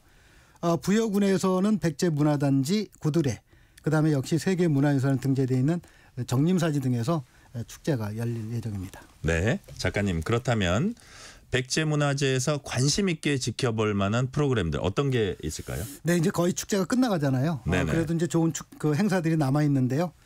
우선 공주시에서는 내일 오후 3시부터 5시 30분까지 옹진성 퍼레이드가 펼쳐질 예정입니다. 아무래도 이제 백제 복장을 입고 군사들이 행진하는 모습이 참 보기 좋겠죠. 네. 그래서 이 퍼레이드가 펼쳐지는 구간은 공주고등학교에서 이제 그 연문광장까지 공주 원도심에서 한 1.8km 구간에서 열리고요. 그리고 이제 부여군 백제문화단지 그 광장에서는 내일 오후 4시부터 5시까지 전통무예 시연이 펼쳐지고요. 이제 마지막 하이라이트가 남아 있죠. 뭡니까? 바로 이제 축제 끝나는 날, 그 10월 6일 오후 6시 30분부터는 백제문화단지, 그러니까 이제 부여입니다. 네. 이곳에서는 유명 가수들이 출연하는 폐막식이 있고, 그다음에 역시 불꽃놀이가 또 대미를 장식한다고 많이 얘기하지 않습니까? 네네. 그래서 이 불꽃놀이가 또 펼쳐질 예정입니다. 자, 이번엔 경상도로 가봅니다. 해마다 이맘때 되면 경남 진주시에서도 멋진 축제 열리죠? 예, 그렇습니다. 진주시 한가운데에는 너무나도 잘 알려져 있는 남강, 네. 그다음에 촉성루가 있죠. 바로 이 일대에서 해마다 10월이 되면은 진주 남강 유등축제가 열립니다. 네. 올해의 진주 남강 유등축제는 10월 5일부터 20일까지 열릴 예정인데요. 이 세계 각국에서 많은 관광객들이 찾는 진주 남강 유등축제는 지난해 문화체육관광부로부터 지역문화대상을 받았고요. 올해는 세계축제협회로부터 2024년 아시아 야간형 축제로 선정되기도 했습니다. 네. 지금 말씀하신 진주 남강 유등축제 유래 좀 알려주세요. 이 유래가 상당히 의미가 있죠. 이 남강변에 있는 진주성은 임진왜란 3대첩 가운데 하나인 진주대첩의 현장이기도 한데요. 네. 그러니까 임진왜란이 벌어졌던 당시 남강에다 띄었던 유등들이 사실은 군사 신호였었어요. 네. 그러니까 성 안에 있는 사람들이 이건 이제 외벽이 이제 완전히 그 포위가 돼 있으니까 뭐 전달할 방법이 없잖아요. 그래서 어떤 색깔 어떤 크기로 보내면은 바깥에 있는 의병들이 어떻게 행동을 해야 되는지 나름대로 약속을 해놨다는 얘기죠. 네. 그래서 이런 수단. 그다음에 우리 아들이 잘 있는지 우리 남편이 잘 있는지 궁금하지 않습니까? 그럼 어떤 색깔 유등이 많이 내려면 아직 건강하게 잘 있구나. 이런 신호 수단으로 그 어떻게 보면 통신 수단으로 사용이 되었죠. 네. 그리고 또 이제 임진왜란이 끝난 후에는 전쟁으로 희생된 많은 분들의 넋을 기리기 위해서 이런 유등을 띄워놓는 이런 풍습으로 자리를 잡았습니다. 자, 그래서 이 같은 네. 유래에서 시작된 축제가 바로 진주 남강 유등 축제입니다. 네. 자, 금강산도 식후경입니다. 네. 진주시 별미 어떤 게 있습니까? 네, 진주시를 대표하는 별미 여러 가지가 있겠습니다만은 저는 전주 비빔밥이 아니고 진주 비빔밥을. 진주 비빔밥도 유명하군요. 네, 진주 비빔밥 해도 사람들이 전주 비빔밥 아니에요 이렇게 물어보거든요. 네, 진주 비빔밥입니다. 이 진주 비빔밥은 일단은 색깔이 굉장히 이뻐요. 일단은 황금색 녹그릇에다 네. 그 7색깔의 제철 나물을 얹어 놓은 거거든요. 그러니까 쉽게 떠먹지는 못합니다. 너무 예뻐가지고. 그래서 이것을 가리켜서 칠보 화반이라고 또 고급스럽게 부르기도 하는데요. 이렇게 막 섞기가 좀 미안하죠. 먹기도 좀 미안하고요. 근데 예전에는 진주가 멀었던 곳이에요. 네. 그래서 진주라 천리길 이렇게 부르긴 그렇죠. 했는데 이 진주 비빔밥이 얼마나 맛있었는지 예전에는 조선시대 때는 한양의 선비들이 말을 타고 가마를 타고 이곳까지 와가지고 이 비빔밥을 직접 맛보기도 했다는 얘기가 전해집니다. 그렇군요. 자, 다음엔 전라도로 가봅니다. 어떤 축제 찾아가 볼까요? 네, 소박한 이제 가을 꽃들을 보고 잠시나마 동심에 빠져볼 수 있는 축제가 황룡강 가을꽃 축제. 오늘 소개를 해드리겠습니다. 앞서 말씀드린 소개는 정말 그 역사도 깊고 굵직굵직한 축제인데 황룡강 가을꽃 축제는 말 그대로 그냥 그 안에서 꽃을 보면서 즐길 수 있는 축제란 말이죠. 네. 축제가 열리는 곳인 전라남도 장성군은 오랜 옛날부터 문불여장성, 즉 학문으로는 장성을 따라할 곳이 없다. 그래요? 좀 더 쉽게 말씀드리면은 장성에 와서는 글 자랑하지 말어. 아는 척하지 말아야겠네요. 예, 글에 대해서 아는 척하지 말아라. 이럴 정도로 자부심이 강했던 고장인데요. 그렇군요. 이처럼 유서 깊은 장성군에서 열리는 축제가 바로 황룡강 가을꽃 축제입니다. 올해 가을꽃 축제는 10월 5일부터 그러니까 이번 주 이제 일요일 날 돌아오는 토요일 일요일에 축제가 많이 시작이 되죠. 네. 이때부터 13일까지 열릴 예정인데요. 해바라기, 코스모스 등과 같은 가을꽃들이 자태를 뽐내는 이번 가을꽃 축제 모두 5개 이제 주제별 구역으로 나뉘어서 열리는데요.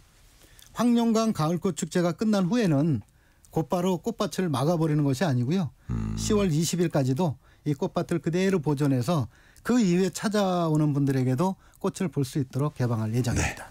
자, 황룡강 이름이 멋있습니다. 네. 멋진 이야기, 전설이 있을 것도 같아요. 네, 용과 관련된 전설이 우리나라에 진짜 많습니다. 저도 어떨 때는 용 얘기를 하면서 이 지역 내가 어디를 얘기하고 있지 할 정도로 정말 용과 관련된 그 얘기거리 많은데 여기도 이제 황룡강이 이제 그 노란 용을 따고 있죠. 근데 내용은 대충 그렇습니다. 네. 2마리의 이무기가 있었는데 한 마리는 아주 착한 일을 많이 해서 곧바로 승천해서 용이 됐고 한 마리는 뭐 머뭇머뭇거리다가 그만 그 딴짓하다가 개울가로 개천으로 물 길러 나온 빨래하러 나온 아낙네한테 꼬리가 잡혀서 못 올라갔다.